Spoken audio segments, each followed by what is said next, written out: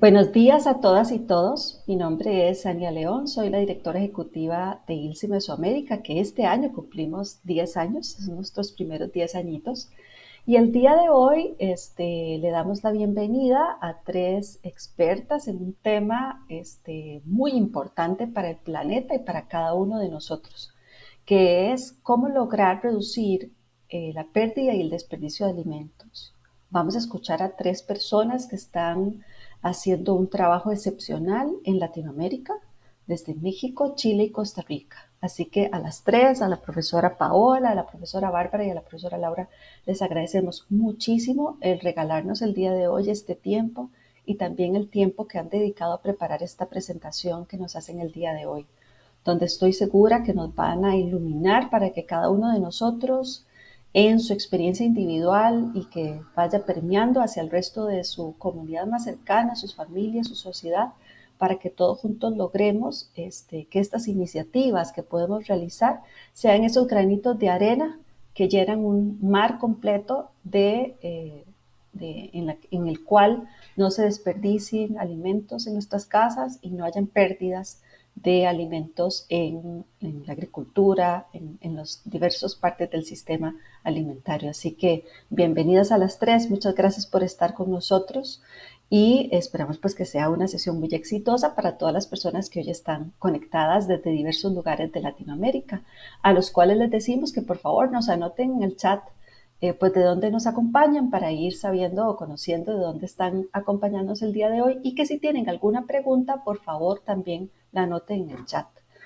Vamos a escuchar tres conferencias de las expertas, luego vamos a tener un conversatorio entre las tres para afianzar los mensajes que ellas han puesto en la mesa y vamos finalmente a escuchar o a revisar algunas de las preguntas que ustedes nos pongan en el chat de preguntas. Así que bienvenidos y de inmediato pues vamos a iniciar contando muy rápidamente, para los que no nos conocen, pues ILSI somos una organización no gubernamental sin fines de lucro, es un acrónimo de International Life Sciences Institute y nosotros trabajamos, Vanessa, Dayana y yo, para Mesoamérica, que está conformado por México, Centroamérica, el Caribe y Panamá. Somos, como dice acá en este slide, un grupo, trabajamos de manera en red, ¿verdad? Y somos todos, estamos ubicados en específicamente las ciencias y lo hacemos de una manera conjunta, en un ambiente neutral, con el más alto nivel de integridad científica y nuestro enfoque es desarrollar un programa científico que impacte positivamente la salud pública, el bienestar y el desarrollo sostenible. Cuando ustedes ven aquí este modelo tripartito es porque en nuestros diferentes organismos tenemos personas que forman parte de la academia, también de la industria y del gobierno. Eso nos permite tener una claridad mucho más amplia de lo que es necesario de desarrollar en ese programa científico. Y en el mapa pues podemos ver que prácticamente estamos en todo el planeta y que pues tenemos de esta manera la posibilidad de que muchos expertos de otros lugares del mundo pues nos apoyen. Siempre hacemos una declaración de exención de responsabilidad, que es también de respeto hacia el experto, en este caso las tres expertas que nos acompañan el día de hoy, y es que pues sus opiniones son las de ellos como personas expertas científicas y no lo hacen en nombre de ILSI. Y también muy importante pues que lo hacen de manera voluntaria, por eso agradecemos tanto el tiempo que ellas nos regalan el día de hoy y que han tenido toda la libertad y responsabilidad de preparar su presentación. También lo hacen igual que voluntarias sin recibir ninguna remuneración. Y esto es importante también porque para ILSI el compartir la ciencia y atraer a los científicos y a las personas interesadas pues es sumamente importante. Esta es una actividad del Comité de Desarrollo Sostenible que tenemos en ILSI Mesoamérica y que por supuesto invitamos a que ustedes también revisen en nuestra página web los diferentes temas que este comité y los otros temas de ILSI también pues si les interesa pues por favor que nos escriban. Específicamente el día de hoy vamos a hablar sobre iniciativas para reducir la pérdida y el desperdicio de alimentos, específicamente para Latinoamérica. Voy a presentarles a nuestras tres expertas del día de hoy, que la primera es la doctora Paola Bernardita Cáceres Rodríguez. Ella nos va a presentar el estudio piloto de los desperdicios de alimentos generados en hogares chilenos, el costo que tiene en términos de nutrición, muy importante. No todo es económico y ambiental, sino también el impacto que tiene en la nutrición de las personas el que desperdiciemos alimentos. Como pueden ver, ella es profesora asistente del Departamento de Nutrición de la Universidad de Chile, es subdirectora de la Escuela de Nutrición y Dietética de la Universidad de Chile. Ella es nutricionista, magíster en Ciencias de la Nutrición con una mención en Alimentos Saludables, diplomada en Educación para la Sustentabilidad en Institución de Educación Superior y es miembro de la Red de Investigación en Pérdida y Desperdicios de Alimentos para Chile. En el caso de la doctora Laura Eugenia Pérez, ella es de la Universidad de Aguascalientes y nos va a presentar, el tema es la obtención y aplicación de residuos agroindustriales para la generación de suprarreciclaje. Ella es profesora investigadora de tiempo completo del Departamento de Ciencias de los Alimentos de la Universidad Autónoma de Aguascalientes en México. Es investigadora receptor del Verano Nacional de la Academia de las Ciencias y del Verano Regional de esta misma institución. Ha dirigido más de 45 estudiantes del programa Instructor Beca de la Universidad de Aguascalientes a nivel de licenciatura, 22 tesis de licenciatura, maestría y doctorado. Además, participa en diversos foros, congresos y eventos académicos a nivel local, regional e internacional como ponente en espacios de divulgación y difusión de la ciencia. Y nuestra última experta es la doctora Bárbara Miranda Morales de la Escuela de Ingeniería Química de la Universidad de Costa Rica, que nos va a hablar sobre el aprovechamiento de los residuos de alimentos para la obtención de ácido láctico. Ella es licenciada y máster en Ingeniería Química de la Universidad de Costa Rica, obtuvo un doctorado en España en la Universidad Rovira I de Virgil, y en el programa de Ingeniería Química Ambiental y de Procesos con la investigación enfocada en catálisis heterogénea y aprovechamiento de subproductos. Cuenta con más de 15 años de labor profesional en docencia e investigación y ha publicado en revistas como Applied Catalysis B Environmental.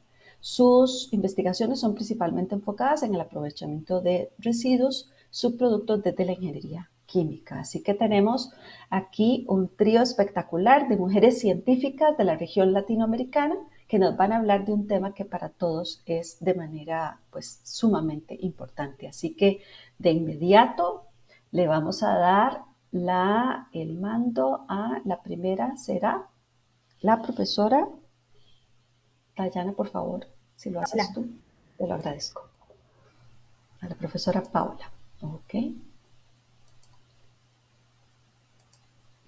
Convertirla en presentadora.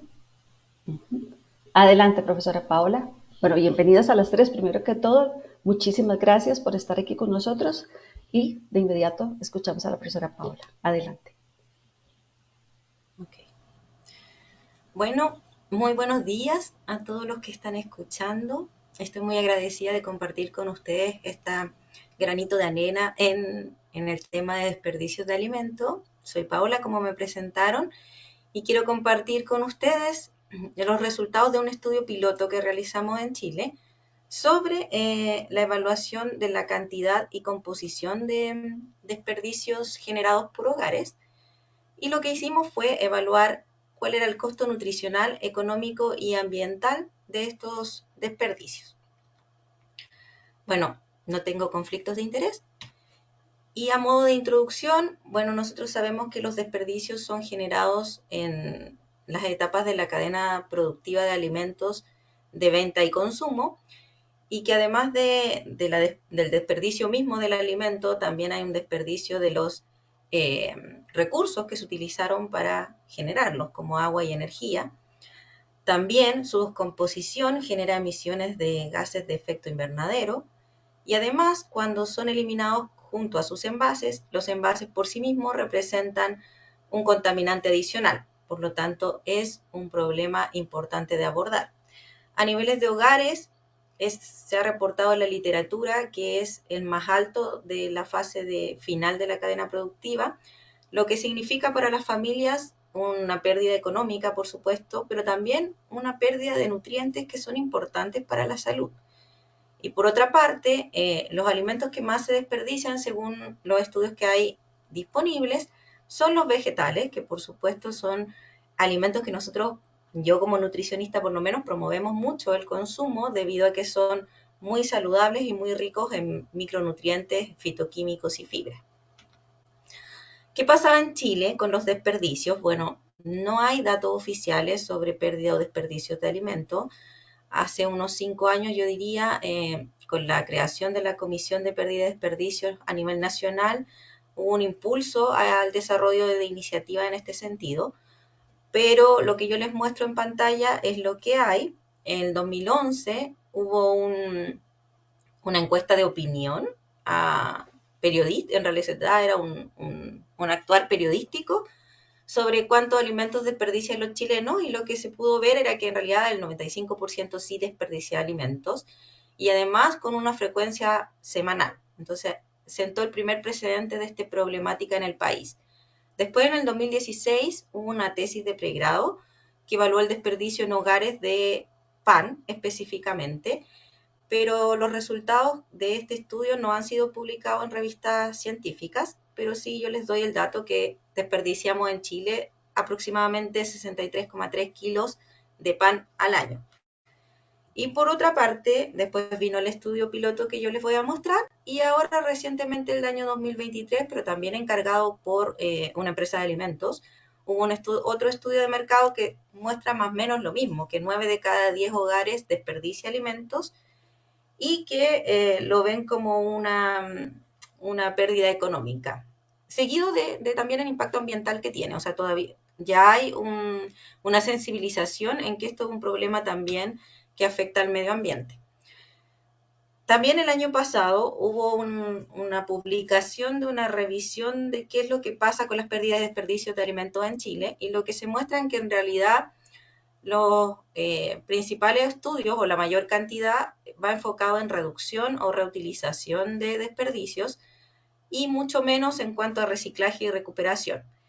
Y lo que yo les voy a presentar en realidad cae dentro de la prevención, porque no podemos tomar ninguna decisión de qué hacer con los desperdicios si no sabemos cuántos y cuáles desperdicios estamos generando. Por lo tanto, lo que yo les voy a mostrar es lo que hicimos para poder dilucidar esa interrogante de cuánto desperdiciamos en Chile, pero ya no solo como preguntando a las personas como una opinión, sino que por un método mixto donde había una encuesta, pero también hicimos pesaje directo de los desperdicios en 15 hogares con un total de 52 personas participando, de nivel medio, medio bajo, en la región metropolitana de Chile, que es la capital, en Santiago. Y lo que vimos fue cuántos y cuáles eran los desperdicios que generaban. Para eso se les realizó una capacitación a las familias reclutadas, donde se les entregó además una pesa, un diario de registro y un contenedor diferenciado para que ellos pudieran ir pesando, registrando y depositando los distintos desperdicios que iban generando a lo largo de una semana completa. Y estos desperdicios les pedimos que los clasificaran en 4 ítems, que eran frutas y verduras, productos de panadería, platos preparados y un ítem de otros donde cabía generalmente alimentos que no envasados, que ni siquiera habían alcanzado a ser utilizados. Nosotros entonces con estos resultados cuantificamos en kilos los desperdicios y vimos su análisis nutricional, económico y también ambiental a través de la huella hídrica. Bueno, aquí les dejo las dos publicaciones donde se pueden revisar los resultados de este estudio, y les voy a contar entonces qué vimos. Bueno, vimos que la cantidad de desperdicios por familia fue de alrededor de 3,64 kilos por semana por familia, con una desviación o una variabilidad bastante alta, y con un per cápita de aproximadamente 1 kilo de desperdicio a la semana.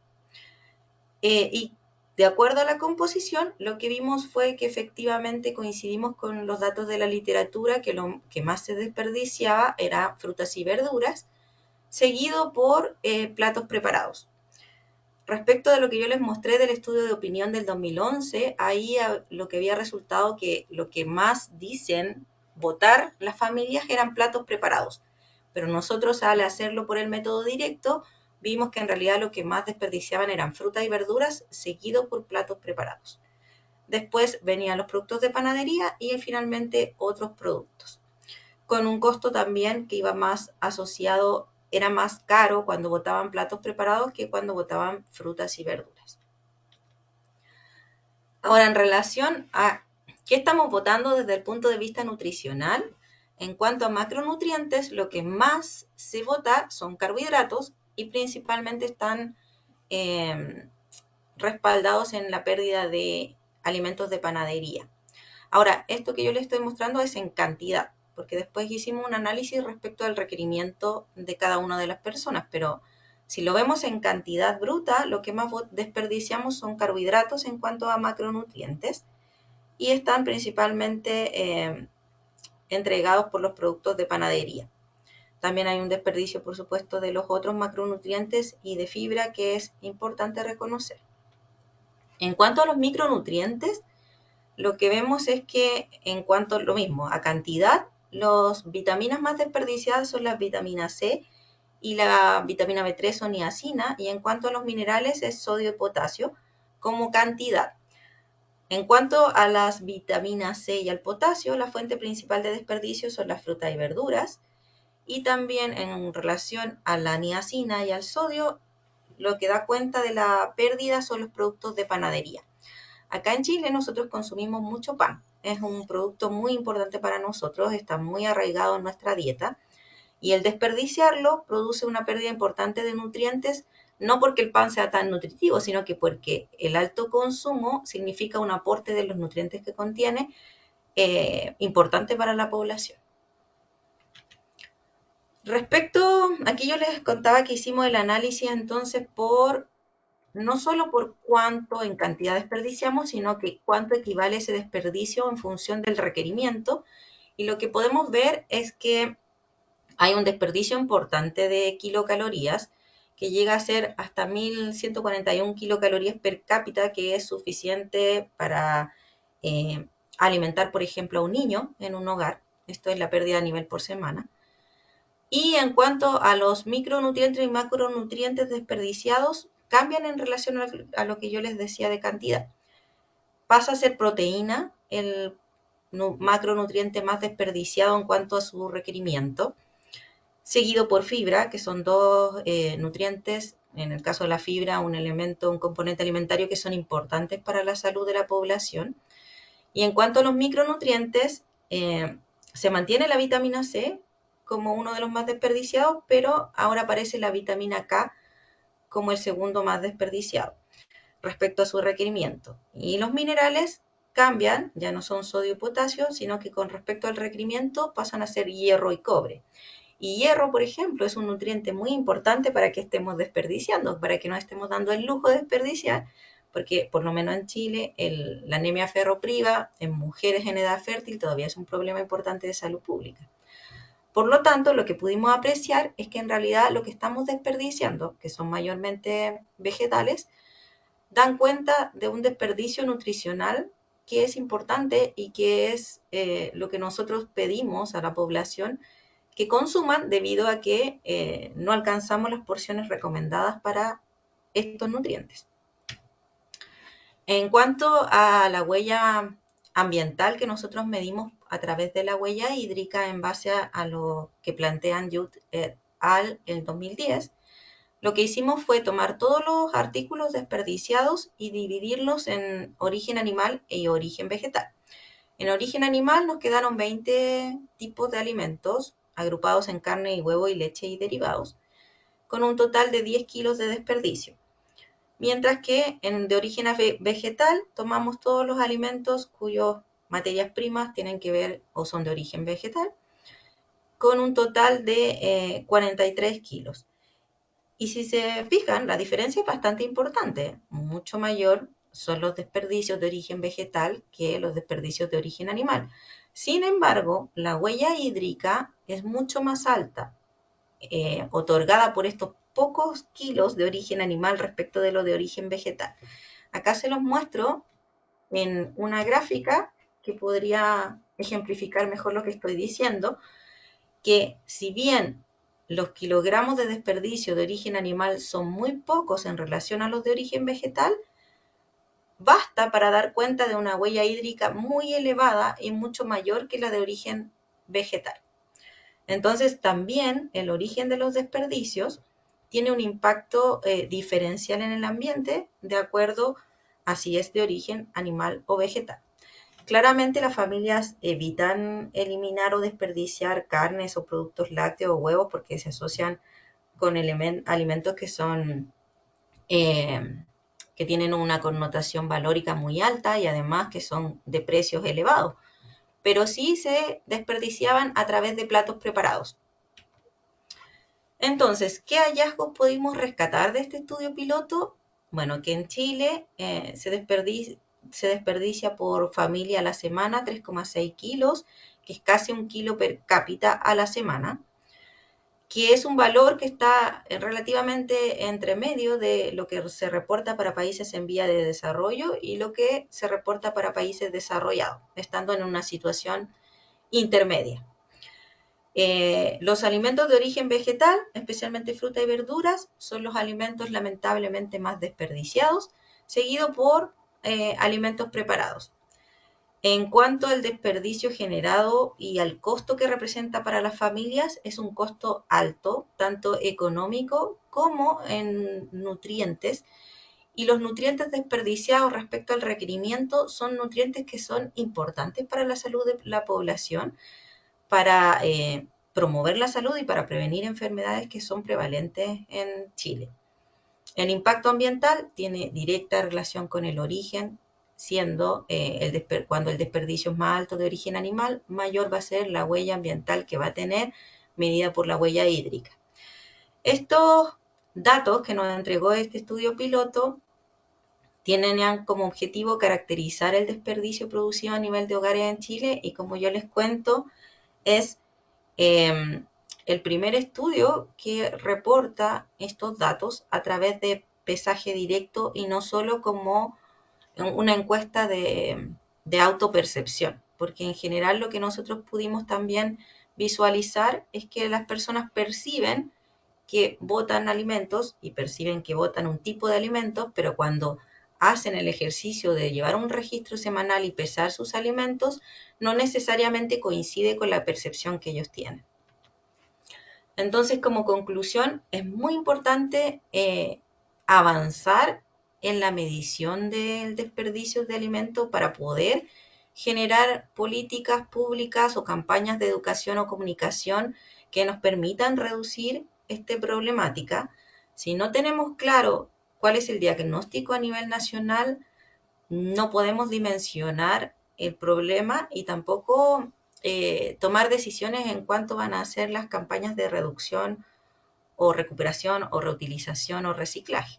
Entonces es muy importante generar datos respecto de cuánto es lo que estamos desperdiciando, y en hogares es muy importante porque de los desperdicios, los hogares son los que más se ha reportado que desperdician más que la etapa de venta de alimentos. Ahora, para nosotros también es importante como nutricionistas y como personas formadoras de futuros profesionales de la nutrición, porque el hogar nosotros lo podríamos intervenir, ya sea mejorando o apoyando con iniciativas tendientes a favorecer la disminución de desperdicio o la recuperación de alguna forma de este desperdicio, pero también promoviendo y educando en las familias a cómo no desperdiciar alimentos, cómo reutilizar algunas partes de alimentos que sean posibles de consumir, cómo almacenar correctamente los alimentos, cómo poder utilizarlo en nuevas preparaciones. Y eso pasa, y desde ahora, desde que sabemos estas conclusiones, pasa a ser una parte de nuestro desempeño profesional también cuando trabajamos con personas. Seguimos sin tener datos oficiales, pero yo conozco de cerca que ya se están realizando otros estudios ampliando el N de hogares para saber estos datos con mayor certeza. Muchas gracias. Muchas gracias a usted, profesora Paola, por su presentación. De verdad que interesantísimo. Qué importante eso que usted dice al final del papel que tenemos todos, ¿verdad? Para lograr todos como trabajadores en ciencias de la salud, por ejemplo, ¿verdad? Y especialmente en el caso de pues, los que somos nutricionistas. Así que le agradecemos muchísimo el que usted pues, nos haya dado también este mensaje al final. Así que Felicitaciones por el proyecto. Le mandan varios aplausos. Ahí se ve a Brenda y a Priscila aplaudiendo su presentación. Muchas Así que gracias. muchísimas gracias a usted. Bueno, Y y ahí Carla, está mi bueno, muchos contacto. aplausos, ¿eh? ¡Qué felicidad! Gracias. Y ahí les dejo mi correo y mi ORCID por si quieren revisar las investigaciones que he realizado en el tema de sustentabilidad y también por si quisieran escribirme para que les pueda ayudar en cualquier cosa que necesiten. Muchas gracias, profesora. Y bueno, de inmediato vamos entonces a escuchar a la profesora Laura. Adelante, profesora Laura, que nos acompaña de Aguascalientes en México. Bienvenida.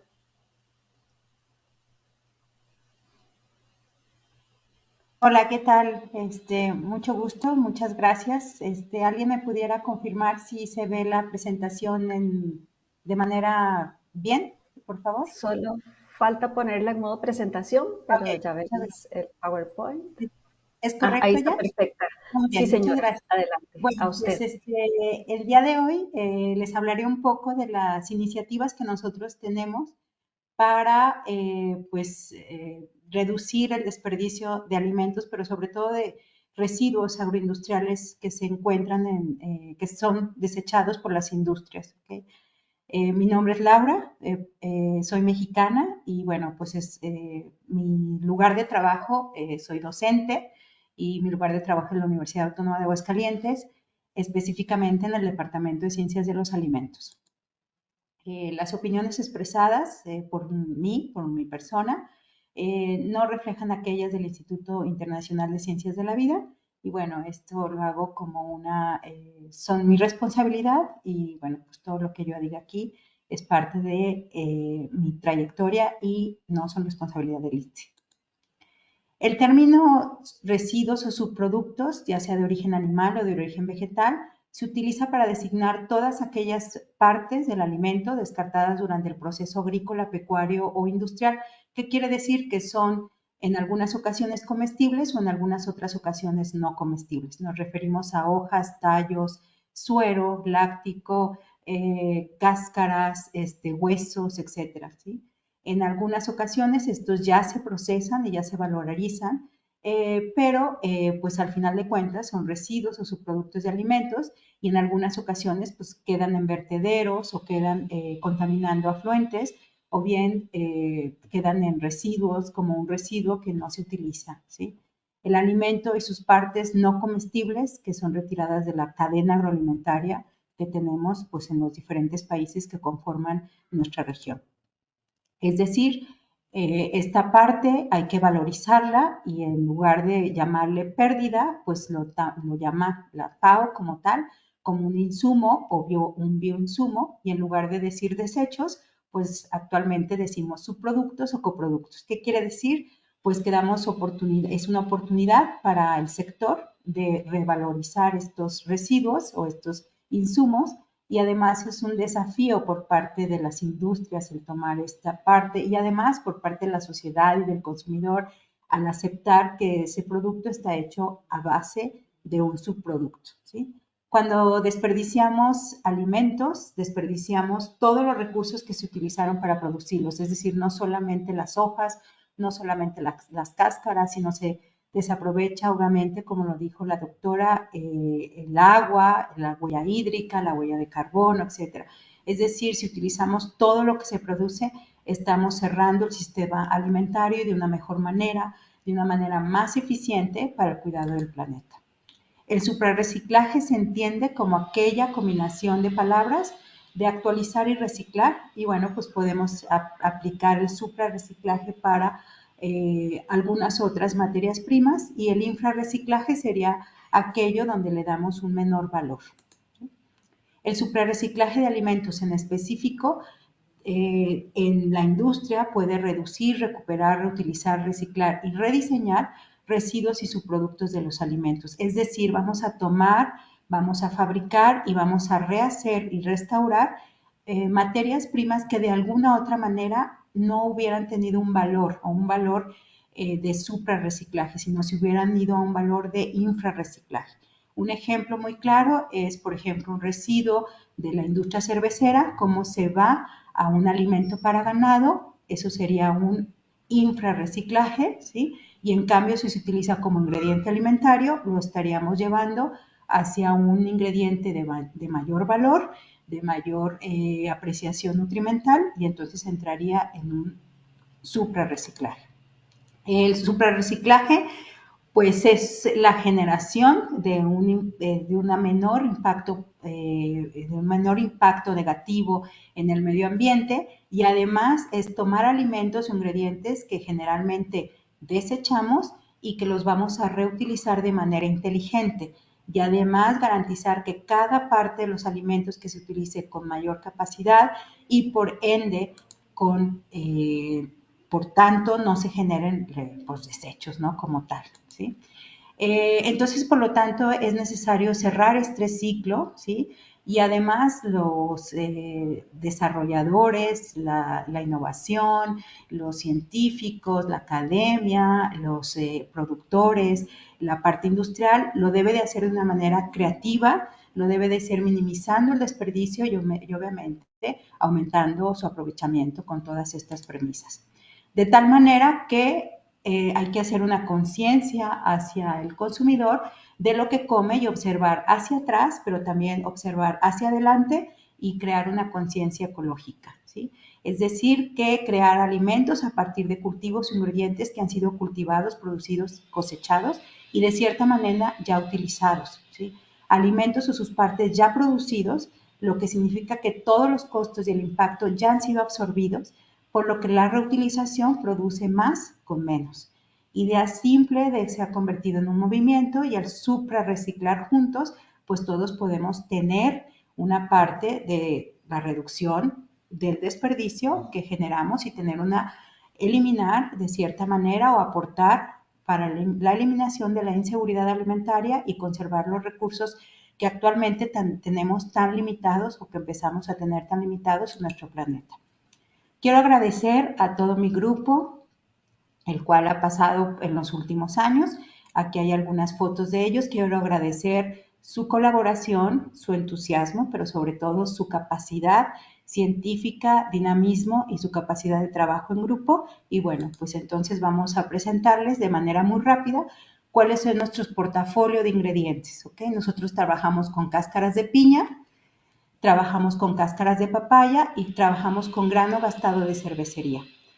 Para las cáscaras de piña hemos conceptualizado los productos, es decir, ya son productos que en algunos casos son comerciales en el estado, y quiero aclarar que todas las cáscaras y todos los residuos o los subproductos provienen de industrias reales, es decir, de industrias que están establecidas y que son industrias que funcionan de manera real, ¿sí? Entonces, bueno, un aderezo dulce, una imitación mermelada y unas gomitas. En el caso de cáscaras de piña, gomitas, ¿ok? O dulces gelificados. En el caso de grano gastado de cervecería, un totopo, que es una derivación de una tortilla horneada de maíz. En el caso de grano gastado de maíz, una sustitución en conos de helado, waffles y platos de un solo uso. Para el caso de cálices gastados de Jamaica, ingredientes o polvos alimenticios para la elaboración de un queso petit, de waffles, de galletas y de mermelada. Para el caso de ollejo o orujo de uva proveniente de la industria del vino o la vitivinicultura, tenemos pan, granizado, paletas de nieve y pasta. Me voy a permitir, para el caso del ingrediente alimentario o aditivo alimentario quitosano, que se obtuvo a partir de caparazones de langosta de río, tenemos recubrimientos comestibles en aplicaciones de uvas, también de ranchos, o de explotaciones agrícolas que las producen de manera industrial, uvas, guayabas y fresas. En el caso de nematicidas, probados en invernaderos acolchados de tomate, y en el caso de fungicidas, también en campo aplicados a chile ancho o se evaluó la inocuidad de Alternaria alternata, un hongo que afecta el ápice de este producto. En el caso también de quitosano, proveniente de caparazones de camarón, Se elaboró un aderezo tipo mayonesa, se utilizó como aditivo alimentario para la sustitución de pectina en el caso de una mermelada, se utilizó como agente emulsificante en el caso de un helado y se obtuvo, a partir de quitosano, se obtuvo glucosamina para enriquecer galletas de tipo mantequilla llamadas pasticetas. ¿Okay? El impacto económico y social y medioambiental, pues tenemos aquí un impacto muy alto, ya que solamente el 75 al 80% en el caso de camarón es residuo, es alimento, es decir, parte comestible, y del 20 al 25% es residuo que se genera por la industria. ¿Okay? En el caso más grave, en el caso de la langosta de río, ¿sí? Una langosta de agua dulce, solamente el 12% de este espécimen es comestible y el 81% prácticamente o más es un exoesqueleto, ¿okay? Lo cual provoca un grave problema medioambiental. En este caso, entonces, los residuos de camarón y de langosta de río, pues los aplicamos en distintos procesos, ¿ok? Y bueno, pues obtuvimos este catálogo o este portafolio del aditivo, pero a su vez, pues con aplicaciones reales en industrias y con desarrollo de productos novedosos o sustitución de algunos aditivos. En nuestra región existen más de 24 marcas de microcervecería. La producción de cerveza solo aprovecha el 8% de los componentes del grano, de la malta, y el 92% se obtiene como un subproducto. ¿Sí? Este material es un material compuesto por proteínas, fibras, celulosa, polisacáridos y lignina. ¿Sí?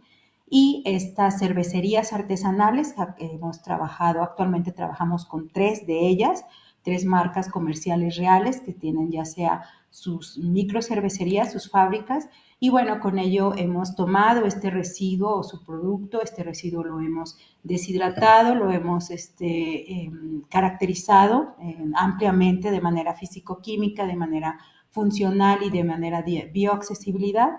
Y bueno, voy a presentarles la parte más comercial o la parte más la parte final de los proyectos, ¿ok? Entonces, bueno, lo que hicimos es que tomamos un cono para helado, el cual es un producto de alto consumo, pero con muy bajo aporte nutrimental. Hicimos una sustitución de las harinas y, bueno, lo que hicimos con los polvos deshidratados del subproducto y obtuvimos un enriquecimiento en fibra, un incremento en el contenido de proteínas. No se alteran los parámetros mecánicos como dureza, fragilidad y crujencia del cono, que son tan especiales y que son sumamente críticos en este producto, y una reducción del contenido calórico. A su vez, también tomamos totopos de maíz, que son altamente consumidos en México, o tortilla chips también en muchos de los países de Latinoamérica, y bueno, pues vimos una disminución del contenido de grasa, un incremento en el contenido de fibra, un incremento en el contenido de proteínas, y los totopos se vuelven más crujientes, aparte de la reducción del contenido calórico. Además, utilizamos este bagazo de cervecería para crear un contenedor o un plato de un solo uso, sobre todo para lugares donde el plato pues, se utiliza 2 minutos o a lo mejor 10 minutos. Estamos hablando cuando se ofrece un pastel o una torta o una tarta, entonces, bueno, pues el plato en realidad pues se utiliza de manera, es un plato desechable, aunque existe la ventaja del plato de cartón, de celulosa, pero bueno, pues quisimos hacer este tipo de contenedores. ¿Okay? Tiene una textura, una calidad, una textura, una resistencia, un color, un espesor a un plato llano, bueno, aunado al uso de estos materiales que son biodegradables. Tomamos también cáscaras de piña, ¿sí? La parte comestible es, pues, es alrededor del 40% y la cáscara ocupa el otro 40% junto con la corona el 20%. Estas cáscaras se tomaron y desarrollamos 3 productos, hicimos unos polvos alimenticios, desarrollamos un aderezo dulce con aceptación sensorial, con un incremento en el contenido de fibra y es un producto estable, una imitación mermelada, lo llamo imitación porque no está hecha a base de fruta, es decir, de la fruta de la piña, sino está hecha a base de las cáscaras de la piña, ¿ok? Y por normatividad, pues no podemos colocar la palabra mermelada como tal. Las características del producto son similares a una mermelada, con un incremento en el contenido de fibra y una reducción en el contenido calórico. Las ventajas también utilizamos o generamos unas gomitas con la eliminación del colorante y del saborizante, es decir, las propias cáscaras de piña generan el color y además generan el sabor a piña. La incorporación de fibra y de compuestos antioxidantes, la reducción del contenido calórico y la reducción de aditivos como el ácido cítrico y de azúcares. Con las cáscaras de papaya, que aproximadamente son menos, pero es el 20 al 25% de cáscara, también realizamos o formulamos unas gomitas donde eliminamos el colorante y la reducción del saborizante, la incorporación de la fibra, la incorporación de compuestos antioxidantes, la reducción del contenido calórico y la reducción de ingredientes, en específico azúcares. De tal manera que si comparamos con una gomita comercial, vamos a tener un menor contenido energético por cada 100 gramos, vamos a tener hidratos disponibles en menor proporción y vamos a obtener fibra dietética que las gomitas o este producto gelificado, una golosina gelificada, pues no lo tiene. Además de tener pues una buena aceptación sensorial. En nuestra universidad se produce en alrededor de 700 botellas de 500 mililitros a la semana de agua de Jamaica, ¿sí? Y entonces, bueno, vimos la posibilidad de tomar este subproducto que prácticamente iba a la basura, la verdad, no iba a ningún lado. Y entonces lo tomamos, igual, hicimos el proceso ya sea de deshidratación, liofilización o secado por aire caliente, molienda, tamizado, y obtuvimos polvos, ¿sí? Y entonces estos polvos los aplicamos y diseñamos un queso petit, unas galletas, una mermelada y un waffle. En general tenemos un enriquecimiento de fibra, un incremento del contenido de proteínas, no se alteran los parámetros mecánicos como dureza, crujencia, una reducción del contenido calórico, un nuevo sabor para estos productos, por ejemplo en el caso de waffles y en el caso de queso petit, y en el caso de galletas mermeladas hay mucho desarrollo y además no se utilizan ni saborizantes ni colorantes para la producción de estos alimentos. Los waffles son un producto de harina de trigo que tiene una alta aceptación, o al menos aquí en México tiene una alta aceptación.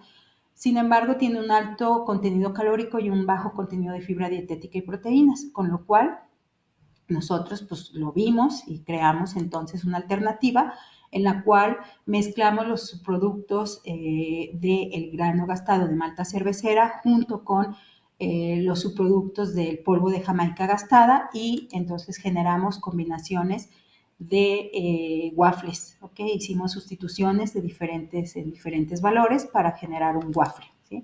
De tal manera que tenemos que los waffles, el waffle ideal, se hizo un análisis cata, y bueno, pues tenemos que los waffles que son sustituidos por estos polvos alimenticios, pues tienen una aceptación alta, ¿ok? Generan el atributo, o se genera el atributo de nutritivo, se genera un atributo que es integral y se genera un atributo de una sensación mucho más suave, ¿sí?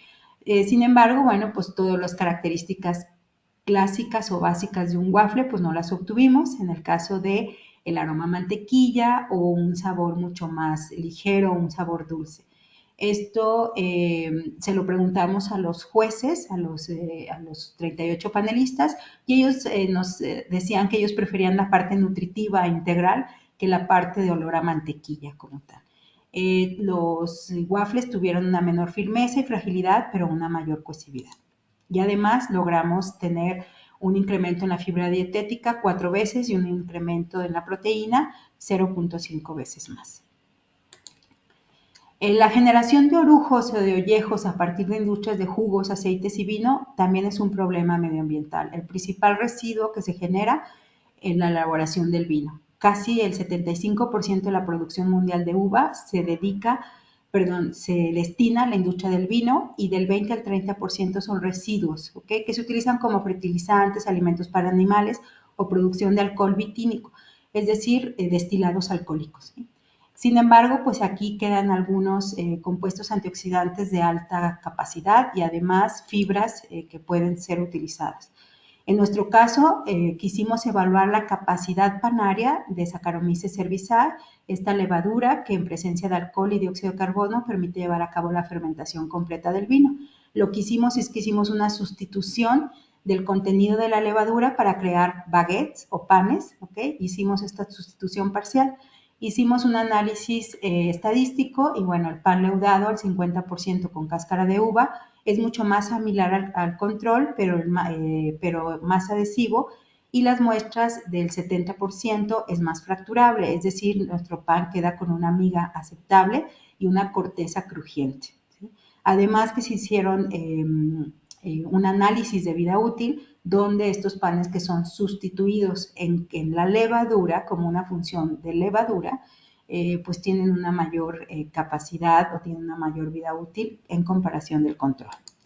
Al igual, quisimos evaluar qué pasaba si estos orujos o estos ollejos eran de origen fermentativo o bien de origen en base a jugo, y lo que hicimos es un producto de alta demanda también, como es un granizado, es un raspado, no sé cómo se diga en cada una de las regiones, y entonces tomamos estos granizados, hicimos un enriquecimiento en fibra, incrementamos el contenido de nutrientes y además no se alteran los parámetros mecánicos, una reducción del costo del contenido calórico, un sabor nuevo para estos productos porque no son de uva como tal, sino son de un fermentado o de un residual a uva, ¿ok?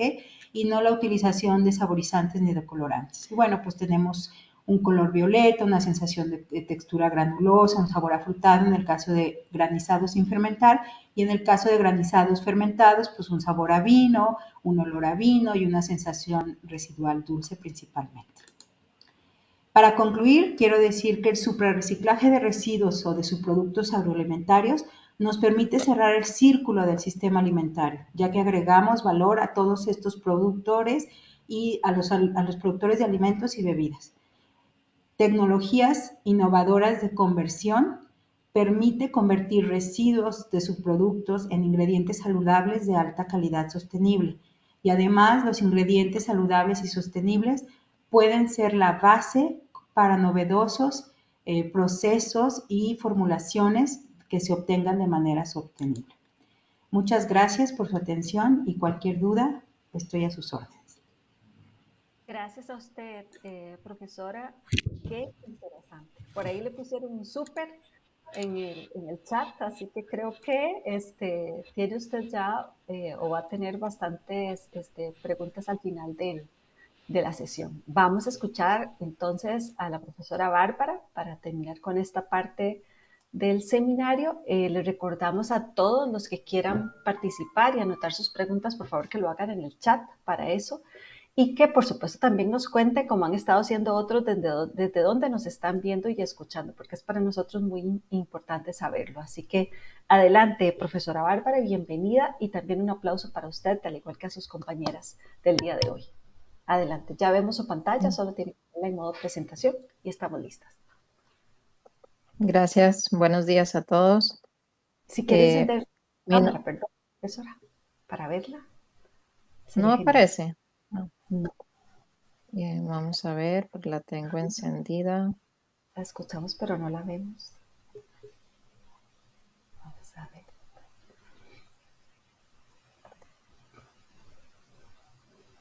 ¿Estoy? Sí, la vemos. A ver, sí. Ahora sí, ok. Muchas gracias. ¿Pueden ver mi presentación? Perfecto. Sí, señora. Perfecto. Gracias. Muchas gracias. Buenos días. Como les decía, mi nombre es Bárbara Miranda, soy ingeniera química y laboro en la Escuela de Ingeniería Química de la Universidad de Costa Rica. Aprovecho esta oportunidad para presentarles pues una investigación que tenemos en camino, ¿verdad? Esto es pues nada más los primeros pasos y es sobre el aprovechamiento de residuos de alimentos para la obtención de compuestos como el ácido láctico. Debo mencionar que las opiniones expresadas durante esta presentación pues son propias de esta investigación, ¿verdad? Y no reflejan aquellas del Instituto Internacional de Ciencias de la Vida. Y nuevamente pues agradezco la invitación a este evento. Para mencionarles, ponerlos en contexto, pues esto es un proyecto de investigación inscrito ante la Vicerrectoría de Investigación de la Universidad de Costa Rica con código C4005 y se denomina obtención de compuestos de valor como el ácido láctico a partir de residuos de alimentos comunes en Costa Rica. Ok, puse una serie de estadísticas, datos que creo que son el fundamento de por qué nos interesamos por este tema. Entonces, Ruiz y colaboradores, por ejemplo, en el 2019, pues ellos indican que las pérdidas y el desperdicio de alimentos representa 1/3 de los alimentos producidos para consumo humano a nivel mundial. Mencionan 1.300 millones de toneladas anuales. Y con respecto a América Latina y el Caribe, pues estiman un desperdicio de 127 millones de toneladas anuales. ¿Qué ocurre en las universidades de Costa Rica? Especialmente estos estudios han sido enfocados en universidades públicas. Por ejemplo, Peralta Brenes y colaboradores en el 2021 analizaron el desperdicio de alimentos en 5 instituciones educativas. Entre los datos que ellos proporcionan, pues sabemos que el desperdicio de alimentos se da a través de diferentes puntos, ¿verdad?, de la cadena de suministro.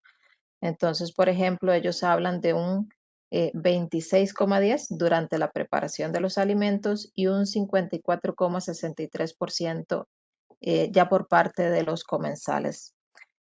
Rojas Vargas y colaboradores en el 2020, ellos estudiaron 4 SODAs de la Universidad Nacional, específicamente el campus Omar Dengo, y ellos mencionan 13,01% durante la preparación en cuanto a pérdidas y un 69,37% por sobros en los platos. Específicamente en cuanto a la Universidad de Costa Rica, Hidalgo y Peña en el 2021 estudiaron el desperdicio de los alimentos en 3 SODAs de esta universidad entre los años 2018 y 2019. Y entre los principales datos que quiero resaltar, pues al igual que en las otras universidades, pues es un alto porcentaje de desperdicio en cuanto ya los platos servidos. Entonces, como podemos ver, sabemos que el desperdicio de los alimentos es una problemática mundial y no está ajena a nuestros sectores de trabajo como son las universidades y, por supuesto, nuestros hogares. Entonces, bueno, mientras creamos la cultura, ¿verdad?, del no desperdicio de alimentos, pues podemos utilizar estos residuos para obtener otros compuestos, utilizarlos de otras formas, como ya expresaron las otras profesoras. Estos residuos de alimentos pues tienen un alto porcentaje en carbohidratos, proteínas, lípidos, y entonces pues es bien sabido que estas son fuentes que se pueden emplear para a través de sacarificación y fermentación se pueden obtener otros compuestos. Como puse aquí ejemplos, se pueden producir enzimas, químicos industriales y ácidos orgánicos como el ácido láctico. Entre los principales usos, pues sabemos que es un compuesto muy utilizado a nivel industrial y tal vez uno de los ejemplos que más se escucha, pues es su utilización en la producción del ácido poliláctico. Entonces, bueno, entre los objetivos principales de esta investigación, pues pretendemos desarrollar una metodología para la hidrólisis y la fermentación de los residuos de alimentos comunes en Costa Rica para obtener el ácido láctico y con esto pues tratar de contribuir con una alternativa al uso y tratamiento de estos residuos, mejorando la situación ambiental y generando un producto de valor. Pueden haber muchos conceptos técnicos en los que no pretendo entrar, ¿verdad? Por cuestión del tiempo, entonces les voy a mencionar brevemente, pues, el inicio de esta investigación y algunos parámetros que hemos estado probando. Como punto de partida, necesitamos una mezcla de residuos, entonces nos basamos en el artículo publicado por Guevara Villalobos y colaboradores en el 2019, que hizo un estudio sobre los hábitos alimentarios de la población urbana en Costa Rica. Y entonces ellos hicieron una distribución de los alimentos, como podemos ver en este cuadro. Hicieron grupos de alimentos. Entonces tenemos carne de aves cocidas, carne de res, embutidos, pescados, huevo, preparaciones caseras o comerciales, el arroz blanco, cereales, vegetales, frutas, grasas, ¿verdad? Quesos. Entonces, basados en el estudio que ellos desarrollaron, pues nosotros cogimos estos grupos de alimentos y establecimos un porcentaje másico. Y bueno, aquí pueden ver en esta última columna entonces que colocamos cuál es el alimento que logramos obtener representativo de cada uno de esos grupos y entonces el porcentaje másico en nuestra mezcla que le llamamos entonces mezcla modelo para nuestro estudio. Esta mezcla, entonces como pueden ver en este estudio, el estudiante colaborador pues decidió invitar a sus amigos, a sus familiares, a sus vecinos a contribuir con el proyecto y a guardar los residuos o desperdicios de residuos de alimentos en sus hogares. Entonces, en esta ocasión, pues no fue desde una zona de la universidad, sino con hogares en la zona de Zapote de San José, Costa Rica. Entonces, como pueden ver, pues recolectamos los residuos con ayuda de todos los colaboradores. Se realizó un pesaje de ellos, ¿verdad? Para poder hacer la mezcla de residuos y se preparó la mezcla como tal, ¿verdad? Mediante licuado, tratar de obtener una mezcla homogénea y pues se mantuvo en congelación a menos 20 grados Celsius para todo el tiempo del estudio, ¿verdad? Se iba descongelando para hacer las diferentes etapas del estudio. Es muy importante mencionar, por supuesto, que esta mezcla de residuos se caracterizó y entre los datos obtenidos pues están un 27,43% en masa de sólidos totales, una relación de sólidos volátiles a sólidos totales de 96,56 y una relación carbono-nitrógeno de 22,90. Entonces, estos datos nos indican que la mezcla de residuos pues es apropiada, tiene los componentes necesarios, fuentes de carbono y demás, para llevar a cabo un proceso de fermentación. Entonces, como les digo, hemos estado estudiando algunos factores, ¿verdad? Por ejemplo, en el estudio de hidrólisis, que lo que se pretende pues es obtener los azúcares que requerimos para la fermentación. Entonces se decidió utilizar una enzima amiloglucosidasa y pues a través de un estudio con un diseño factorial 2 a la 3, estudiamos algunos factores como temperatura, el ajuste del pH o no, y cuánta dosis de enzima por kilogramo de residuos. Entonces, las enzimas, los microorganismos, pues tienen una ficha técnica, ¿verdad? En la cual se dan pues recomendaciones de su uso. Sin embargo, pues son desarrolladas con la utilización de ciertos componentes, mientras aquí lo que tenemos es una mezcla compleja de alimentos. Entonces, pues estudiamos algunos niveles, como les menciono, 3 factores en 2 niveles cada uno, para ver cómo se comportaba la hidrólisis y la obtención de azúcares. Aquí les muestro brevemente un diagrama de cómo es el procedimiento. Entonces tenemos la mezcla, la utilización de la enzima y trabajamos a escala de Erlenmeyer, ¿verdad? Que se colocaron en una incubadora. Entonces aproximadamente 70 gramos de la mezcla de residuos. Esto se llevó a un porcentaje de sólidos del 15%. Esto sobre todo por cuestiones de la disponibilidad del equipo y la agitación requerida. Cada una de las variables fueron controladas, temperatura, pH y cantidad de enzima, y la hidrólisis se llevó a cabo por 24 horas. Una vez que se lleva a cabo el proceso, pues se desactiva la enzima, se recolectan las muestras, se centrifuga y el material sobrenadante pues se analiza a través de un equipo HPLC. La etapa posterior sería la fermentación. Aquí se contó con el apoyo de la bacterioteca de la Facultad de Microbiología de la Universidad de Costa Rica, donde proporcionaron la bacteria Lactobacillus casei.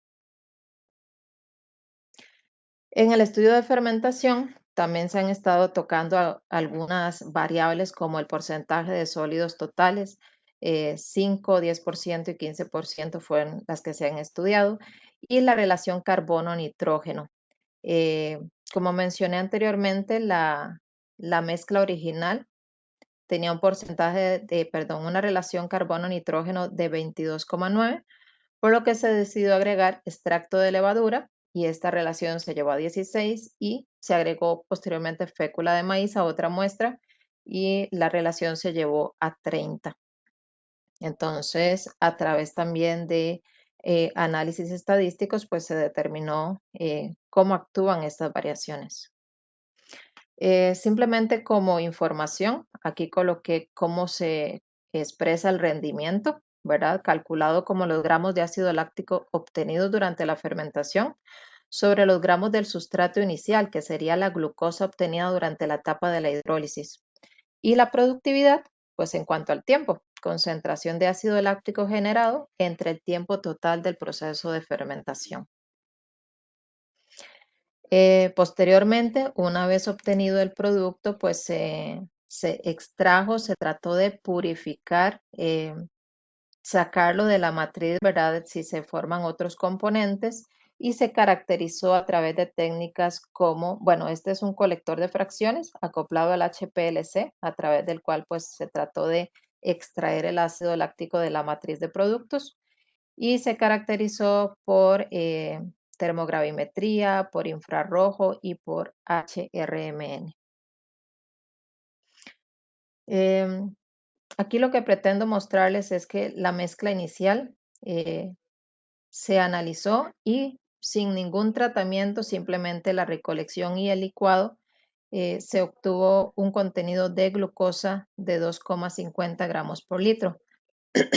Disculpen, esto sería pues los azúcares también con fructuosa, pero nos enfocamos en la glucosa.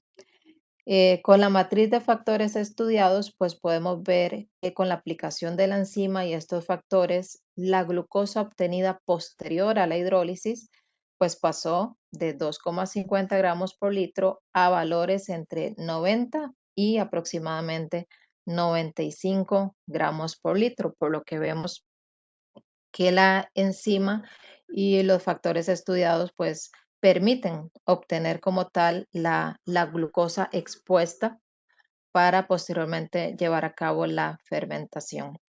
Pues aquí tenemos un gráfico de la parte estadística donde lo que nos permite obtener es que se da la interacción entre el pH, la temperatura, entre el pH y la cantidad de enzima y entre la enzima y la temperatura. Algunas resultaron significativas estadísticamente con un 95% de confianza, como lo fueron el pH y la temperatura y el pH y la enzima. Y como resultado, pues hasta ahora nos indica que lo adecuado pues serían 60 grados Celsius de temperatura para este proceso, estar ajustando el pH a 4 y una cantidad de enzima menor, que fue el planteado de 1,2 mililitros por kilogramo. En la etapa de fermentación, como les mencioné, se estudió el porcentaje de sólidos totales. Aquí podemos ver los datos promedio y la productividad como tal con respecto al tiempo. Y podemos ver que conforme aumenta la cantidad de sólidos totales, pues se aumenta la cantidad de ácido láctico como tal. Y aquí en este gráfico de la parte estadística, pues observamos las medias y es con un 15% de sólidos que se obtiene la mayor productividad. Pues sí, entre mayor cantidad de sólidos totales podemos decir hay mayor carbohidratos, ¿verdad? Carbono presente, como les indiqué, el medio para que se lleve a cabo la producción. Sin embargo, también hay literatura, hay autores que indican que una cantidad excesiva de sólidos presentes, por ejemplo, 30, 40%, puede generar sitios de agotamiento donde no exista la actividad microbiana. Entonces, por eso fue un factor que decidimos estudiar. Es importante señalar que en este caso la fermentación se llevó a cabo por 48 horas. En cuanto a la otra parte en el estudio de fermentación, las relaciones carbono-nitrógeno, podemos ver, les menciono nuevamente, la mezcla original tenía una relación de 22,9, por lo que se redujo a través de la adición de nitrógeno y se aumentó a través de la adición de carbono. Eh, ¿Qué podemos ver aquí? Pues nos muestran también el rendimiento y la productividad. Entonces, la adición de la fuente de nitrógeno provocó una mayor producción de ácido láctico. Nos llevó a un rendimiento de 0,61 gramos de ácido láctico por gramo de glucosa y la productividad 0,78 gramos por litro por hora. Como les mencioné, fueron 48 horas solamente de el estudio de fermentación. La parte estadística pues nos indica que hay diferencias significativas entre cada uno de los valores estudiados y por aquí vemos también entonces que es la relación de 16 la que nos da la mayor producción de ácido láctico. Nuevamente, solo fueron 48 horas inicialmente, luego pues se fue aumentando el tiempo a 72 horas y continuamos aumentándolo según la disposición, ¿verdad? Lo que nos permite pues los horarios de trabajo en la universidad. Aquí podemos ver la relación de concentración con respecto al tiempo de fermentación. Entonces tenemos la glucosa obtenida a través de la hidrólisis, vemos que va cayendo con respecto al tiempo, pues por supuesto se va consumiendo con la formación del ácido láctico, el cual aumenta con respecto al tiempo. Sin embargo, lo que quiero mostrar aquí es que no hay una caída completa, ¿verdad? No hay una curva estable ya con respecto al tiempo, lo cual nos muestra pues que todavía puede haber bastante glucosa disponible para continuar con la producción de ácido láctico conforme se aumente el tiempo de fermentación. Y bueno, en esta sección pues decidimos caracterizar para confirmar la obtención del ácido láctico que ya habíamos identificado a través de la técnica del HPLC. Entonces, se realizó la caracterización del producto y se realizó las mismas caracterizaciones para ácido láctico patrón adquirido.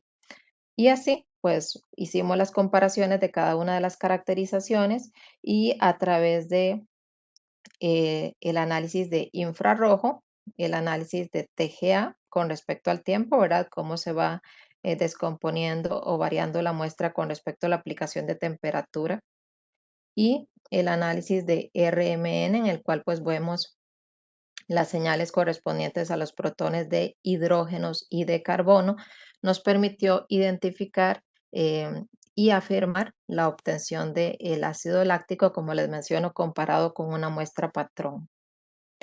En mi caso, yo no coloqué conclusiones, como les digo, esta es una investigación en camino eh, y como tal, pues lleva su tiempo, tiene muchas ramificaciones. Esto es simplemente el punto inicial donde les muestro que los alimentos pues son una buena fuente y permiten obtener compuestos de valor más que llevarlos a un relleno sanitario como hacemos en este país, ¿verdad? Con muchos de los que consideramos residuos. Aquí tenemos algunas referencias empleadas, ¿verdad? Sobre todo por las estadísticas que les mencioné en cuanto a desperdicio de alimentos en las universidades.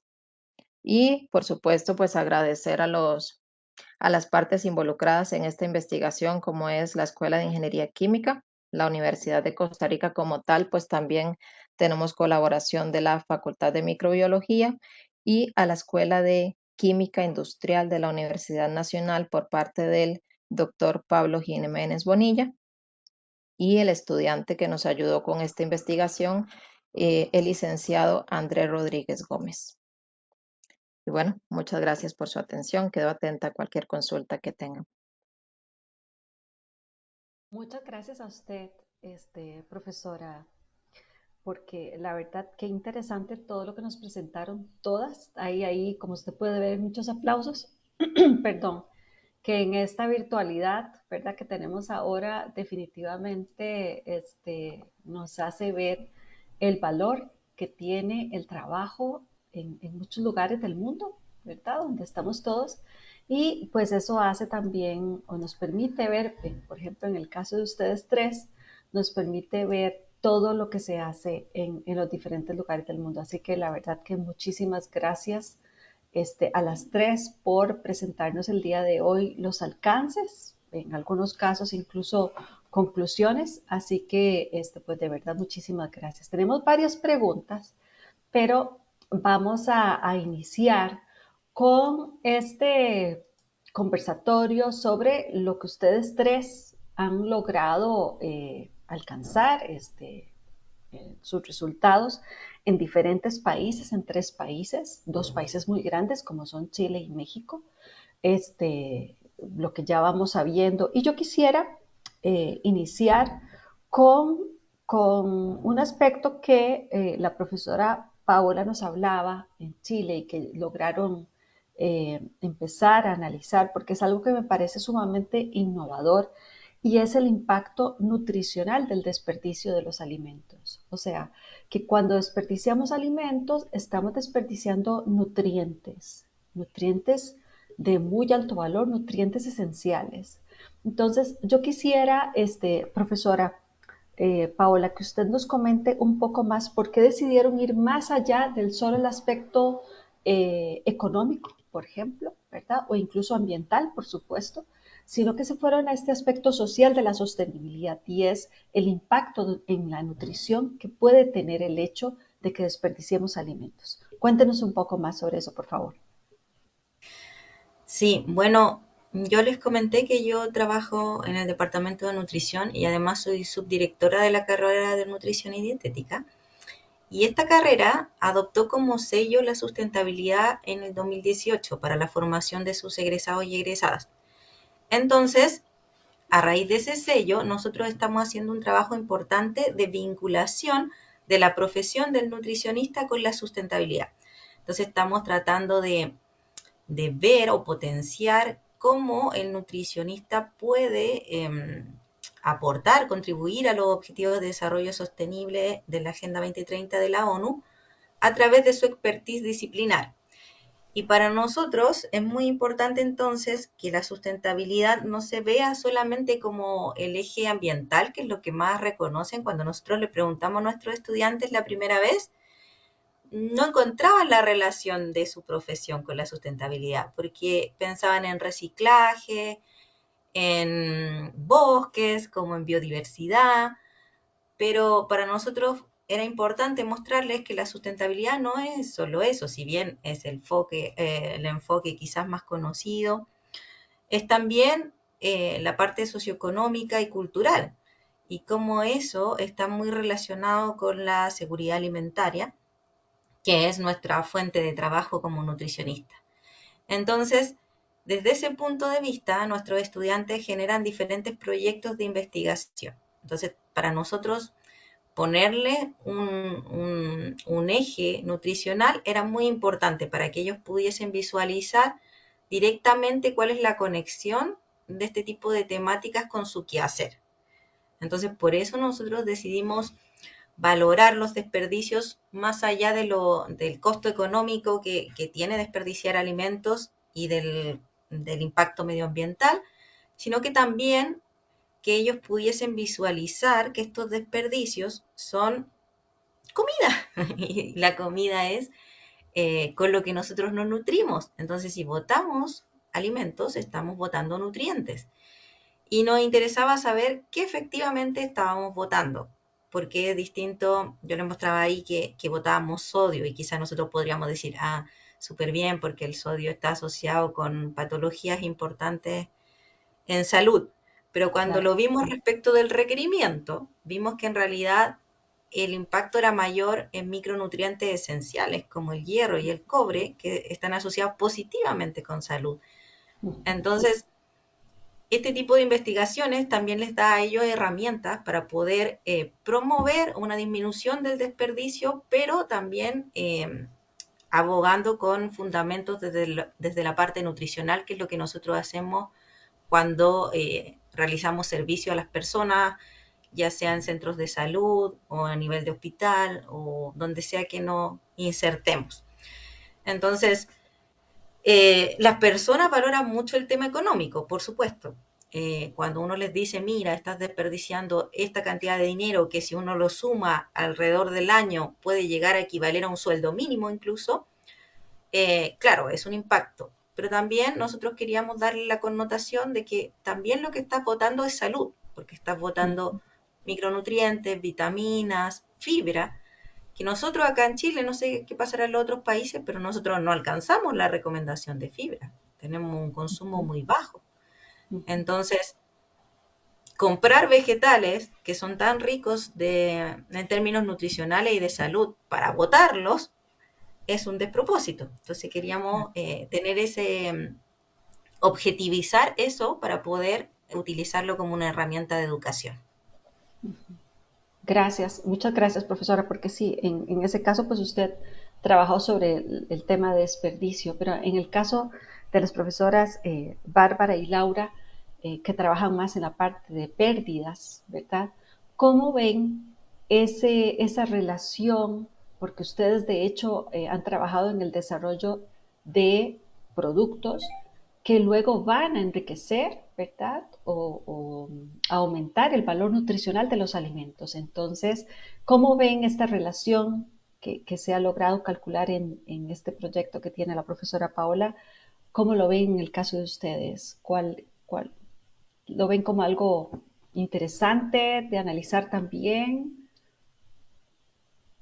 Cualquiera de las dos, por favor, que quiera comentar. Adelante. Esta es una conversación entre amigas para amigos que están todos conectados de diferentes lugares de Latinoamérica. Adelante. Muchas Dale. gracias. Sí, desde luego que estos residuos pues tienen todavía una cantidad muy significativa de nutrientes y sobre todo de nutrientes de los cuales la mayoría de las poblaciones en Latinoamérica tenemos deficiencia, ¿no? Probablemente en algún caso, así como lo mencionaba la doctora Paola, algunas vitaminas que son termolábiles que el propio proceso productivo elimina, pero tenemos ingredientes que podemos capturar o que podemos volver a meter a los alimentos, por ejemplo, pues carbohidratos, proteínas, lípidos, pigmentos, por ejemplo, pectinas, almidones, fibras y muchos compuestos bioactivos que actualmente tienen un interés primordial, ¿no? En el caso de enzimas también se pueden volver a incluir y cerrar el ciclo de alguna manera y incluir en nuevos alimentos o en ingredientes que lo sustituyan o ingredientes como que lo vayan, ingredientes alimentarios o aditivos alimentarios que proporcionen un mejor nivel nutrimental en la población, ¿no? Y también es importante que no se modifique el producto, es decir, no, nuestra premisa siempre ha sido no modificar de manera drástica el producto, o sea, no cambiar al 100%, por ejemplo, no es necesario cambiar toda la harina de trigo por un bagazo de cerveza o ya no va a ser econo, ahora va a tener otras características, no, creo que el éxito radica en que tengamos nos adaptemos a las culturas alimenticias de cada una de nuestras regiones y hagamos sustituciones de manera inteligente, que logremos lograr este aporte nutrimental sin modificar las características de nuestros alimentos, ya sean muy autóctonos como los totopos o como algunos alimentos clásicos de México, o bien alimentos que ya son globales como los conos, los waffles, etcétera, ¿no? Claro. Entonces, creo que es muy importante que volteemos a ver a las industrias, todas las industrias con las cuales hemos trabajado, siempre están viendo, ¿y qué vas a hacer? Oye, pero esto yo lo tiro. A veces llegamos a la cervecería, ¡chin! Ya lo aventaron al contenedor, ¿cómo ve? híjole, pues no, ya no lo podemos sacar del contenedor de basura urbana, ¿no? Porque se encuentran en, en colonias, etcétera, las microcervecerías son locales pequeñitos, comerciales, y entonces esta parte nos hace que ellos se sientan de cierta manera que ese subproducto tiene un valor, ¿sí? Y que ese subproducto, ese residuo que ellos lo ven como algo que es un desecho, va a tener un valor. Y cuando es importante ver a la industria que tenemos de manera local, es importante trabajar con ellos, es importante indicarles y además, bueno, pues en nuestro caso faltaría la siguiente parte, ¿no? Ya un pilotaje, ya una cuestión de financiamiento y además una cuestión de licenciamiento, así como la parte del plan de negocios ya de manera financiera robusta, ¿no? Creo que eso es nuestro reto, ¿no? Nos llegamos hasta una parte de un producto, un desarrollo de un producto a nivel piloto, pero pues faltaría esa parte, ¿no? Y además, con esto termino, la parte de que la sociedad acepte también, que aceptemos como consumidores, que tengamos esa conciencia ecológica de cerrar ciclos, que si una mermelada proviene de una cáscara, no es basura, o sea, ese producto se trabajó, ese producto es inocuo, es un producto con menos azúcares, tal vez, sin ingredientes, sin otro tipo de ingredientes más que las propias cáscaras, que proviene de cáscaras, pues sí, pero abramos un poco, que el consumidor tenga esa conciencia cada día mayor, ¿no? Que sepa que, bueno, proviene de Calix, de Jamaica, de este subproducto, pero que no por eso es un subproducto, no por eso es basura o es un residuo o no tiene características propias como tal y que su potencia en cuanto a sabor, en cuanto a aromas, es igual o más alta que la extracción acuosa de la Jamaica, ¿no? Y bueno, pues así muchas cosas, ¿no? Muchas gracias. No, gracias a usted, profesora. Ese concepto de que ya que yo no es basura, ¿verdad? Qué importante, cómo tenemos que trabajar en la comunicación con respecto a esta valorización total de los productos. Adelante, profesora Bárbara, por favor, con su comentario. Gracias. Yo quisiera comentar que para mí es muy enriquecedor la parte multidisciplinaria, ¿verdad? Por ejemplo, aquí vemos tres áreas profesionales y el enfoque que le damos a una misma problemática, ¿verdad? Desde cada una de esas áreas.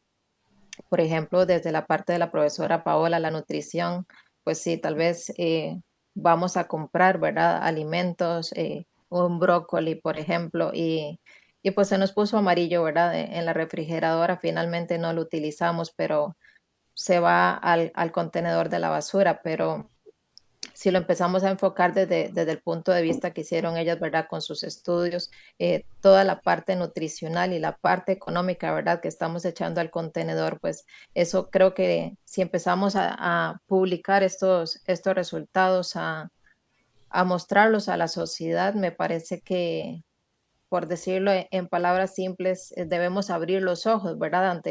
Ante esta problemática y lo que estamos desechando, las pérdidas que se están generando y lo que es a nivel económico y desde la parte nutricional también. Y como mencionó usted, desde el área de la ingeniería química, hace muchos años aprendimos que ya eh, no podemos llamarle a este tipo de residuos basura, ¿verdad? Exacto. Un ejemplo muy común es que en las industrias del azúcar, el bagazo, pues antes eran montañas, ¿verdad? Generadas con las cuales pues esta industria no sabía qué hacer, pues posteriormente empezaron a utilizarlo como una fuente de energía en sus calderas. Y así, pues hemos ido tratando de identificar diferentes usos para lo que son residuos, residuos de alimentos, residuos agrícolas, como trabaja también la profesora Laura. Entonces, eh, nuevamente es un camino largo, pero creo que ya empezamos como sociedad, ya empezamos y también debemos generar la cultura de no enviar al contenedor y que otro se haga cargo de esa problemática, sino cada uno de nosotros pues tratar de aportar un poco a resolver esta situación. Sí, hay una palabra que nos anota Johanna aquí en el chat y es inspiración. Qué interesante e inspiradoras fueron las aplicaciones que ustedes presentaron. Ven que esa palabra me encantó, por eso la remarco. Y quisiera entonces, porque las tres tienen experiencia en esto, el acercamiento de la academia, ¿verdad?, a los industriales, a los hogares de esas personas que se evalúan. ¿Cómo ha sido esa experiencia de como académicas ir, pensar en proyectos en los cuales tengo que acercarme a otro sector, ¿verdad?, de la sociedad y cómo las han recibido? Cuéntenos, porque creo que eso puede servir también de inspiración a otros académicos que nos están escuchando el día de hoy y por supuesto también a industriales y a personas que estamos en la casa y que nos encantaría tener soluciones para ese tema, para ese reto que tenemos, ¿verdad? Para no desperdiciar y no perder. Cuéntenos un poco, ¿cómo ha sido? Bueno, Cualquiera que... en el caso, en el caso de los hogares, en general nosotros en el área de la salud tenemos un buen acercamiento con la comunidad, siempre estamos trabajando de la mano con ellos y aprendiendo como en ambas direcciones, nosotros de ellos de nosotros, pero sí hay complicaciones, hay retos en este trabajo que son importantes también de mencionar. Por ejemplo, a las personas les cuesta también hacer algo que no está en su cotidianidad. Entonces, cuando les pedíamos que tenían que estar pesando y registrando, tomando fotos incluso, y separando sus desperdicios en contenedores diferenciados, no es algo sencillo de implementar. Hay mucho olvido, hay mucho desconocimiento también. Teníamos que tener una comunicación constante y fluida con ellos porque una de las cosas que más nos costaba era diferenciar los desperdicios. Como bien mostraba Laura, hay desperdicios que son potencialmente comestibles, otros que son comestibles de frentón, pero no es nuestra cultura hacerlo, y hay otros que son desechos propiamente tal. Entonces, pero todo lo que cae en lo posiblemente comestible para las personas es muy cultural. Entonces había familias que botan cáscaras de ciertos alimentos, mientras que otras no y lo consideran comestible. Entonces, todas esas dudas acerca de si esto se bota o no se bota, o lo pongo como preparado o lo pongo como fruta, si era un postre en base a frutas, por ejemplo, era complejo porque no tenemos cultura de separación de desperdicios. Acá en Chile al menos las iniciativas en ese sentido son bien personales o algunas comunas que coincidentemente son aquellas que tienen mayores ingresos, apoyan a sus residentes con separadores o contenedores especiales o recolección de orgánico para compost, pero son iniciativas muy particulares, no es una cosa común en la sociedad. Entonces, hay mucho desconocimiento de qué es lo que debo hacer, cómo lo debo hacer, y también de cuáles partes son comestibles y cuáles no, como mencionaba, como decía Laura, o como también decía Bárbara con el caso del brócoli. Claro, nosotros nos comemos los petit bouquets, ¿cierto? Los arbolitos, pero el tallo se tiende a eliminar cuando es totalmente comestible y tiene un buen aporte de fibra. Entonces es un alimento que es recomendable de utilizar, pero las personas no tienen culturalmente esa costumbre. Por lo tanto, tienden a botarlo, pero no necesariamente encuentran que es un desperdicio de alimentos, sino que es un desperdicio en general porque es algo que se bota. Entonces, esas como conceptualmente qué es el desperdicio, qué cae dentro del desperdicio, cómo lo separo, cómo lo clasifico, es complejo. Y por otra parte, a nosotros nos cuesta también, esto era un piloto, fue solo en la región metropolitana, la representatividad de los datos. Nuestro país es largo, delgado, y Ujú. es muy diferente en términos de zonas geográficas y socioculturales, pero para lograr la representatividad tendríamos que tener hogares de distinta conformación, si tiene niños, si no tiene niños, si tiene mascota, no tiene mascota, si tiene patio, no tiene patio. Hay muchos factores que influyen en distintos niveles socioeconómicos, distintas regiones, distintas localidades, y es costoso. O sea, llegar a cada hogar, ir con los materiales necesarios, hay que tener recursos humanos que esté constantemente preocupados de seguirlos telefónicamente, de acompañarlos, de que se haga esto, es costoso. Entonces, yo creo que esos son retos que todavía nos queda por superar para poder lograr tener un dato nacional como oficial sobre este tema. Gracias, profesor. Eso nos ayudó a darle respuesta a una pregunta que nos ponía Pamela en el chat de la dificultad de lograr que las familias participen y que hagan el pesaje y cómo se controla. ¿Verdad? Que eso es siempre un reto enorme. Adelante, profesoras Bárbara, Laura, por favor, cuéntenos sus experiencias. Bueno, en nuestro caso trabajamos de una manera donde buscamos las principales industrias que se encuentran en la región y vamos viendo sus subproductos, que bueno, para nosotros son materias primas emergentes ya en ese momento, ¿no? Entonces, nos acercamos a ellos, les decimos quiénes somos, les explicamos que son con fines plenamente docentes, porque la mayoría de estos desarrollos pues, se crean en la academia, ¿sí? Es decir, tesis de maestría, doctorado o bien formación de alumnos de licenciatura del área de ingeniería en alimentos. Y entonces nos acercamos, les decimos que tenemos, pues ahora sí que nos presentamos con las características, con pues nuestro currículum, con quién hemos trabajado, con quién, etcétera, ¿no? Entonces, ¿qué desarrollos y qué es lo que planteamos en esto? Una premisa que utilizamos es que nosotros no utilizamos tecnologías complejas ni tampoco tecnologías que vaya a dificultar la transferencia tecnológica, ¿sí?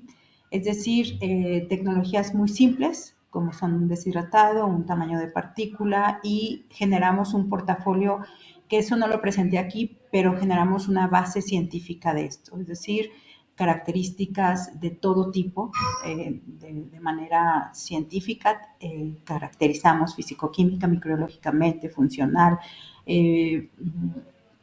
biodisponibilidad, digestión in vitro, etcétera. Hacemos un portafolio muy amplio de esto. Esta parte normalmente pues está coordinada por una persona que es un técnico de investigación que tiene alta experiencia en esto, y después la parte de proyectos pequeños o microproyectos o aplicaciones la van haciendo los alumnos de licenciatura, ¿sí? Y bueno, todos trabajamos bajo un mismo esquema, y cuando empezamos a decir cuándo me puedes dar materia prima, ¿sí? Entonces, cuando me das materia prima, nos empapamos de su proceso, es decir, vamos, visitamos, nos empapamos un poco del proceso, qué características tiene el proceso, con qué desinfectó, qué temperatura es la temperatura de cocción, en dónde lo está almacenando, etcétera. Nos ha tocado desde llevar nosotros materiales para que nos almacenen el producto, ir específicamente a una hora determinada para que el producto no pierda características de carácter físico, químico y nutrimental, y además no se genere una curva de crecimiento microbiológico, etc. Posteriormente se hace el desarrollo y luego se invita o se va otra vez a las empresas y se les dice la cartera o el portafolio que tenemos. Vuelvo a decir, nuestra deficiencia más alta es la transferencia tecnológica. En muchas universidades de Latinoamérica no existen centros de transferencia tecnológica donde estos desarrollos se puedan licenciar, se puedan patentar en algunos casos o simplemente registrar, porque no todo es patentable obviamente, se pueda registrar y se pueda transferir de manera tecnológica como un paquete tecnológico. Entonces, este es un paquete tecnológico integral, no nada más la parte tecnológica, sino la parte financiera, la parte de costos, la parte de retribuciones, la parte de, etcétera, ¿no? Entonces, esto es complejo todavía aún, ¿sí? Para nuestra situación en especial, ¿no? Para nuestra situación en especial todavía es complejo. Entonces, esa parte sí la tenemos, la parte de contacto, sí es muy interesante, hay mucha aceptabilidad. De hecho, muchos de los dueños o los encargados les gusta mucho lo que se hace, les llama mucho la atención, no lo creen a veces, se quedan asombrados, ah, caray, ¿cómo hiciste esto? O sea, no puedo creer que sea una cáscara, no puedo creer que esto sea a partir sola y únicamente de esto, ¿no? Entonces, es muy interesante, pero aún falta, yo creo, aún falta esta parte de transferencia, de transferir el conocimiento científico y tecnológico a una aplicación real. En algunas ocasiones lo hemos logrado, en otras la verdad es que no se logra, no se logra. ¿Sí? Es complejo esta parte. Muchas gracias, profesora Laura. Ya le voy a dar la palabra a la profesora Bárbara, pero es que eso nos ayudó a responder una pregunta que nos hacía Marilyn sobre el tema del escalamiento, ¿verdad? ¿Cómo llevar estos desarrollos tecnológicos que ustedes hacen en las universidades a una producción a nivel industrial para una venta en masa? Qué importante eso, y creo que es uno de los grandes retos que tenemos en muchas áreas, ¿verdad? De cómo llevar, porque también nos preguntaban por aquí, el tema de producción, por ejemplo, de empaques que sean sostenibles, ¿verdad? A partir también de estos materiales. Entonces, ¿cómo lograr ese escalamiento? Que es uno de los grandes retos que tenemos en la región. Creo que por ahí hay un ejemplo enorme que es Alemania, ¿verdad? Cómo logra a partir de sus universidades públicas generar esos registros, esas nuevas patentes en el caso de que sea posible para lograr el escalamiento. Así que después tendremos que hablar de esos retos que también existen a nivel de la región para que realmente estos desarrollos tengan un impacto en la sociedad. Escuchamos a la profesora Bárbara, ¿cómo le ha ido a usted en esos acercamientos con estos otros actores de la sociedad? Adelante, profesora. Gracias. Tal como mencionaba la profesora Laura, pues nosotros trabajamos a través de nuestros estudiantes, ¿verdad? Son los colaboradores que contribuyen con las investigaciones que desarrollamos. En algunas ocasiones, pues somos nosotros quienes buscamos a las industrias, a los otros entes que requerimos, y en ocasiones, pues son ellos quienes se acercan a nosotros. Y quiero dar algunos ejemplos, pues, que nos han tocado desde la ingeniería química, como es, por ejemplo, mencionaban el uso de materiales biodegradables. Eh, en las diferentes zonas donde viven nuestros estudiantes, pues hay industrias, ¿verdad? Entonces, por ejemplo, eh, desean desde de forma personal, pues contribuir un poco con el área donde viven, que hay una industria de yuca de desecho. Entonces se realizó un estudio de obtener un polímero biodegradable, ¿verdad? A partir de residuos de yuca. Por otra parte, desde los arreos, ¿verdad? Las industrias que trabajan con las partes cárnicas, los huesos. Los huesos a veces pues ya han reutilizado muchas partes, ¿verdad? De los residuos, ¿verdad? Lo que no es el producto principal para ellos, como lo es la carne, y pues van quedando otras cosas que encontramos usos también. Por ejemplo, hace un año se acercó a nosotros un arreo donde quería darle uso al pelo de cerdo. Entonces son otros residuos, ¿verdad? Que por ejemplo, algunas iniciativas, pues producir un fotocatalizador que sirva para el tratamiento de aguas o los huesos para obtener catalizadores como la hidroxiapatita, ¿verdad? Que en otras investigaciones de la escuela en la que laboro, pues se ha logrado hasta su integración en una pasta de dientes. Entonces, creo que la colaboración puede ser muy grande con la industria, con las diferentes zonas donde vivimos, ¿verdad? Siempre, como les mencioné al inicio, estar buscando, estar abierto a todo lo que podemos desarrollar, a todo lo que podemos desaprovechar, aprovechar para no desechar estos diferentes residuos de las diferentes industrias como tal. Eh, y también, pues, dependemos de presupuesto, ¿verdad? Dependemos del presupuesto que otorguen las universidades, las partes que puedan dar las empresas, que bueno, todo esto es un protocolo grande, ¿verdad? de quién es la información que se desarrolló y es todo un tema aparte, pero sí o sí debemos tener presupuesto para desarrollar las investigaciones y por supuesto está la otra parte que es el escalamiento de esto, ¿verdad? Que desde la ingeniería química pues es una parte muy importante, pero también una parte difícil ya para llevar estos proyectos a escala industrial. Muchas gracias a las tres, porque al contestar estas preguntas o al realizar este conversatorio hemos también dado respuesta a algunas de las preguntas que tenemos en el chat. Y hay una que nos hace Priscila que me parece que puede ser también interesantísima, o que lo es, y es cómo comunicar al consumidor que estos productos se han elaborado a partir de subproductos, ¿verdad? ¿Cómo les ha ido? ¿Si han tenido alguna experiencia en el caso de la profesora Bárbara y de Laura? Y cómo incluso la profesora Paola, ¿cuál es su perspectiva? ¿Cómo logramos que las personas los acepten? Que dejen de ver la sociedad en general estos subproductos como basura, como algo que podría ser incluso peligroso para su salud, ¿eh? Si lo pensamos de alguna manera, podría la gente pensar en estas cosas, ¿verdad? Entonces, ¿cómo hacemos esa comunicación? ¿Qué piensan ustedes? ¿Han tenido alguna experiencia? Adelante, por favor. La que quiera primero, adelante. Bueno, si quieren en esta ocasión inicio yo. Específicamente de esta investigación, el producto que obtenemos, sobre todo le queremos dar un enfoque de material, ¿verdad? Eh, Como les mencioné, se puede utilizar a nivel industrial en distintas áreas. Por ejemplo, el ácido poliláctico no está directamente relacionado con alimentos, ¿verdad? Sino con uso en otras áreas. Sin embargo, como material sí se utiliza en la parte farmacéutica, en la parte de desarrollo de materiales.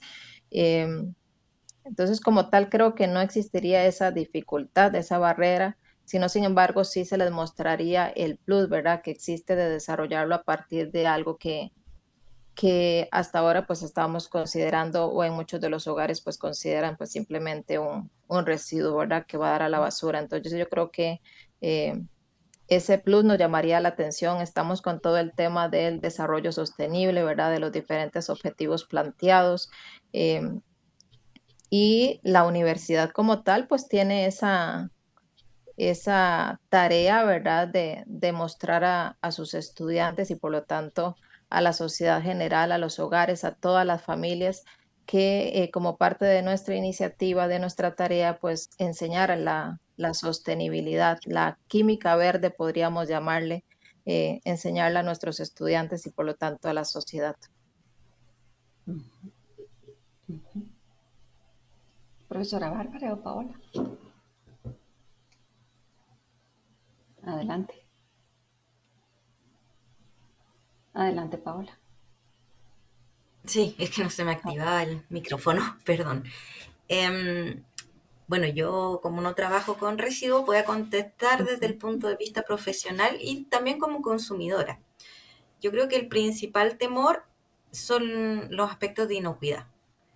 Yo creo que hay que transparentar al consumidor claramente cuáles son los sistemas de aseguramiento de calidad que hubo detrás de la producción de estos alimentos nuevos, porque, como decía la profesora Laura, no creo que haya un rechazo desde el punto de vista sensorial, porque lo que se trata de hacer es evitar que ocurran cambios en los alimentos que produzcan un rechazo por parte de la población en cuanto al sabor, olor, gusto, etcétera.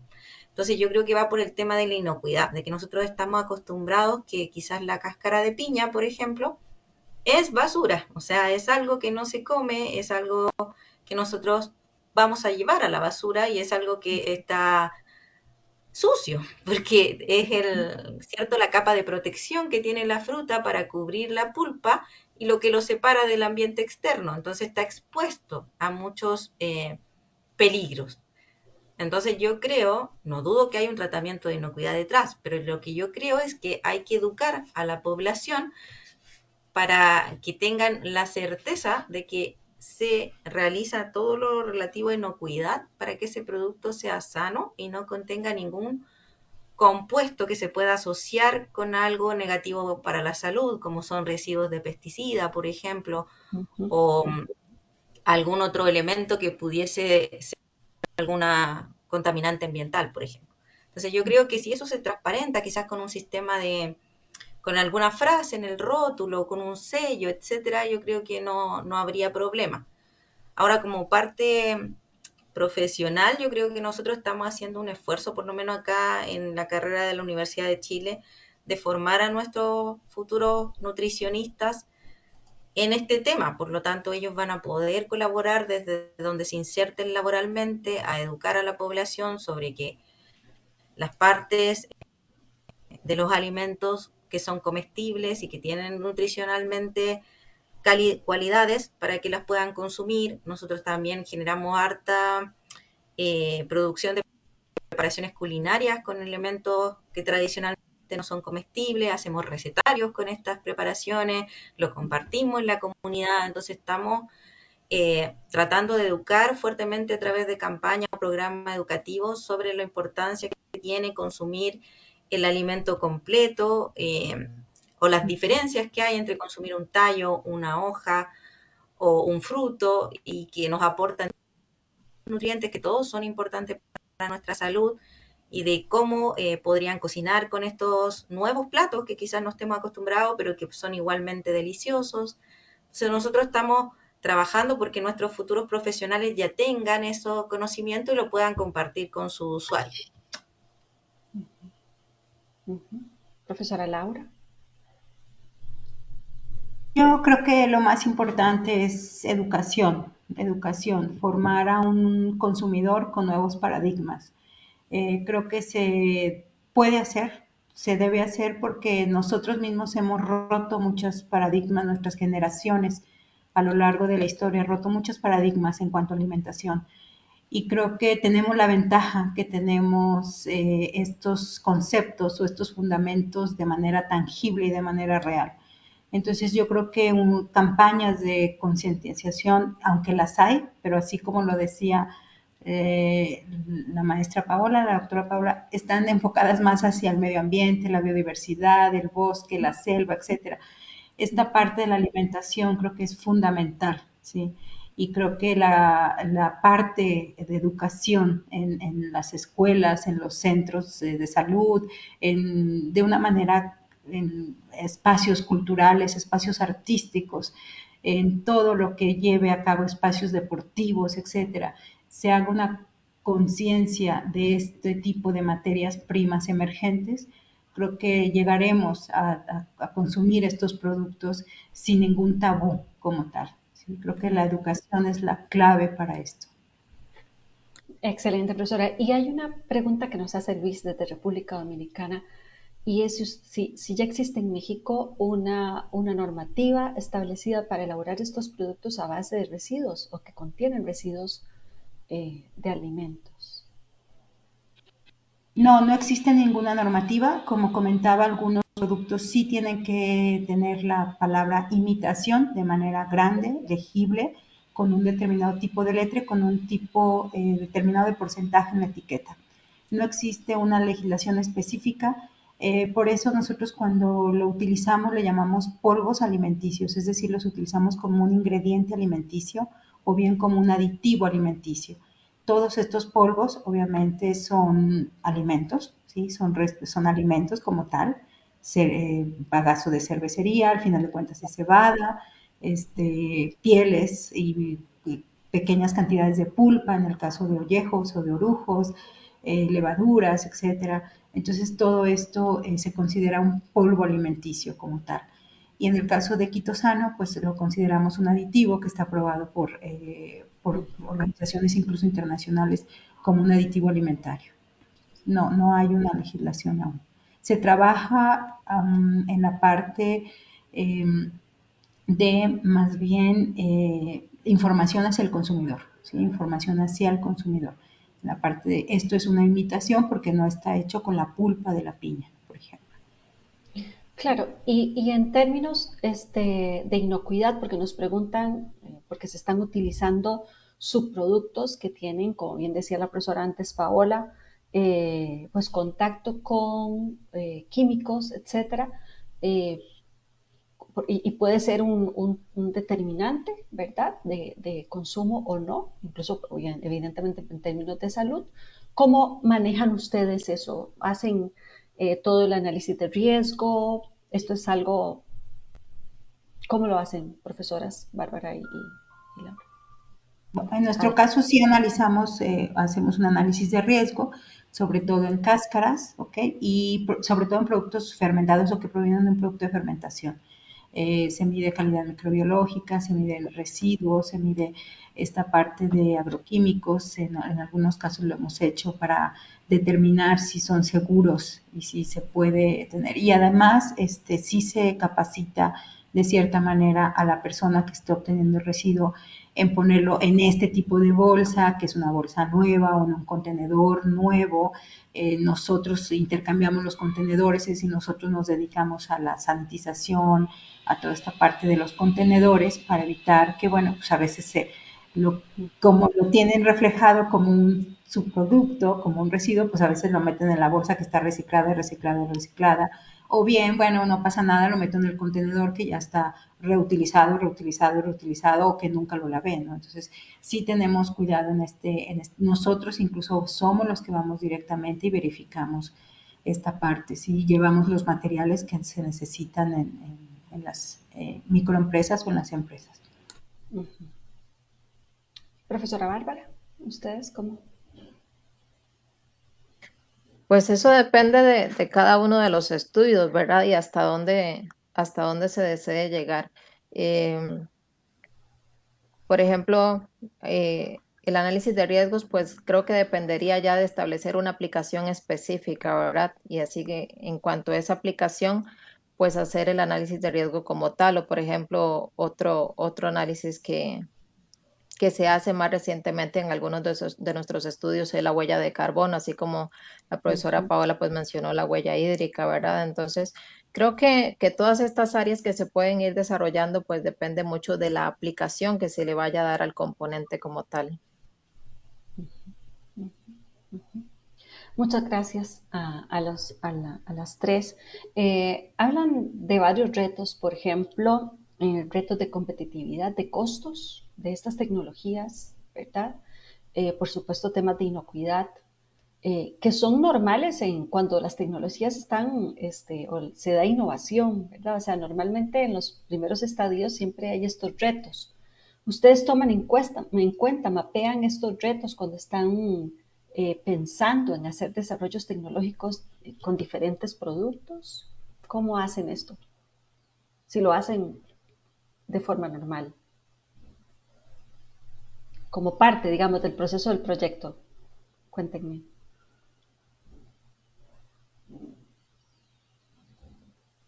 Sí, adelante, profesor. El costo como tal, el costo real de esta parte no se hace, o sea, se hace un rendimiento, un cálculo del rendimiento y partimos sobre la premisa que ese residuo o esa materia prima emergente no tiene costo, es decir, es justo eso. ¿Okay? Entonces partimos de eso, sí calculamos todos los rendimientos a partir de ahí. Pero no costeamos así de manera financiera, no costeamos la tasa de retorno y ese tipo de cosas, no. Pero sí buscamos alimentos en los cuales, o matrices alimentarias en las cuales sean un alimento de alto consumo, es decir, un alimento de alto consumo en la sociedad en general, para buscar la aplicación, y un alimento que podamos mejorar nutrimentalmente. ¿Sí? Que podamos tener esos retos. Hay alimentos que obviamente no muestro aquí, pero que no funcionan, ¿sí? No todo lo que hacemos funciona, ¿sí? Hay alimentos que sensorialmente no, ¿sí? Hay alimentos o desarrollos que en cuanto a sus características de textura tampoco pasan, ¿sí? O hay alimentos que no tienen las características globales que deben de cumplir, ¿sí? Esta biodisponibilidad, aporte nutrimental, análisis sensorial, seguridad alimentaria o seguridad, inocuidad, etcétera. Entonces, si no pasa, pues no se continúa, vamos, no se da la continuidad. Se queda ahí, pues ahí se queda olvidado, ¿no? Y se anota, ¿no? Que son, pues no. Pero un costo como tal, no lo realizamos. Obviamente no utilizamos, caracterizamos dos tipos de secado en general, secado por aire caliente y liofilización. Luego me preguntan, ¿y la liofilización es carísima? Que no sé qué. No, los liofilizados normalmente no van a desarrollo, ¿sí? Los liofilizados se utilizan simplemente para caracterizar si los compuestos bioactivos se están liberando mejor o se están protegiendo mejor en la liofilización, ¿sí? Y cómo se están liberando en base al tamaño de partícula, ¿sí? Como la biodisponibilidad de estos. Perfecto, gracias, profesora. Eh, yo creo que nos quedan unos minutos. Hay algunas otras preguntas que les prometo que les vamos a pasar a las profesoras para que tengan la amabilidad de contestarlas. Sin embargo, por supuesto, desde ya un agradecimiento a las tres por no solo por acompañarnos el día de hoy y hacernos estas presentaciones tan interesantes, sino también por aceptar la invitación a formar parte de esa publicación que estamos trabajando, que es una memoria de buenas prácticas para disminuir la pérdida y el desperdicio de alimentos. Así que a las tres, muchísimas gracias por participar también en esta otra estrategia que desde ILSI estamos desarrollando desde nuestro Comité de Desarrollo Sostenible. Y, por supuesto, les enviamos un aplauso a las tres, les agradecemos muchísimo su participación, por presentarnos el conocimiento y las experiencias. Les mandan corazones y aplausos, ahí ustedes los pueden ver en la pantalla. Se los agradecemos a todos porque de verdad han sido un público maravilloso. Yo quiero aprovechar este momento, por supuesto, para pues presentarles este evento que tenemos en desarrollo y que se va a realizar los días 6 y 7 de agosto. Acá en Costa Rica es un evento que tiene un enfoque latinoamericano y está enmarcado en este 7º Congreso Internacional de Ciencia y Tecnología de los Alimentos, que además va a tener otro evento paralelo, que es la primera Feria Nacional de Sistemas Alimentarios Sostenibles y Resilientes. Estamos celebrando el 50 aniversario del Centro Nacional de Tecnología de Alimentos de la Universidad de Costa Rica, el 20º aniversario del Laboratorio Nacional de Nanotecnología, que está ubicado en el Centro Nacional de Alta Tecnología de Costa Rica, y nuestro 10º aniversario. Tenemos una agenda dividido en 4 bloques que ustedes pueden revisar en la página web del Congreso. Y también estamos invitando no solo a las sesiones, a las conferencias magistrales, al Congreso en sí, sino también a que todos los que tienen posibilidad de presentar pósters donde desde los diferentes sectores, esto no es solo un llamado a los académicos y a los estudiantes, sino también al sector industrial, a los gobiernos y a otras organizaciones que quieran presentar pósters en la sección donde nos presenten pues esas contribuciones que nos pueden dar o que están dando ya para lograr esa evolución de los sistemas alimentarios hacia la sostenibilidad y la resiliencia. Así que les invitamos, por supuesto, a revisar acá esta página web, a escribirnos en cualquier momento al correo del Congreso y también, por supuesto, nosotros en ILSI estaremos disponibles para conversar un poco más. Y, por supuesto, bueno, y que nos sigan en nuestras redes sociales, por aquí nos anotan en el chat el enlace del Congreso, pero que también nos sigan en las redes sociales de las 3 instituciones, porque vamos a estar pues enviando incluso videos de las personas, de los expositores que son mundiales. Vamos a tener 15, 16 expositores de todo el mundo y por supuesto pues estamos deseosos de que ustedes nos acompañen esos 2 días.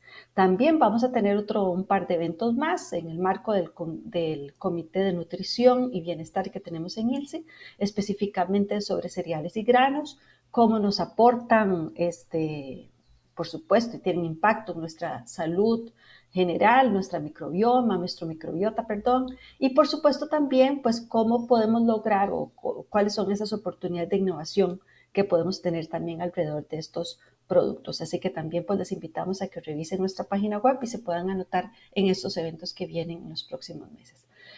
Una vez más, les agradecemos a todos por estar con nosotros el día de hoy. Un aplauso a las 3 conferencistas. Les deseamos el mayor de los éxitos a las 3. Espero vernos pronto, que nos vemos pronto en persona, nos tomamos un cafecito por acá, ojalá. y pues que nos sigan en nuestras redes sociales para que conozcan más sobre nosotros y también pues por supuesto sobre los eventos que tenemos en desarrollo. Muchas gracias profesoras, nos vemos pronto, un abrazo, muchos éxitos y bueno, que el universo y Dios nos acompañe siempre. Hasta luego. Gracias, gracias a todos y a la audiencia también. Nos vemos pronto.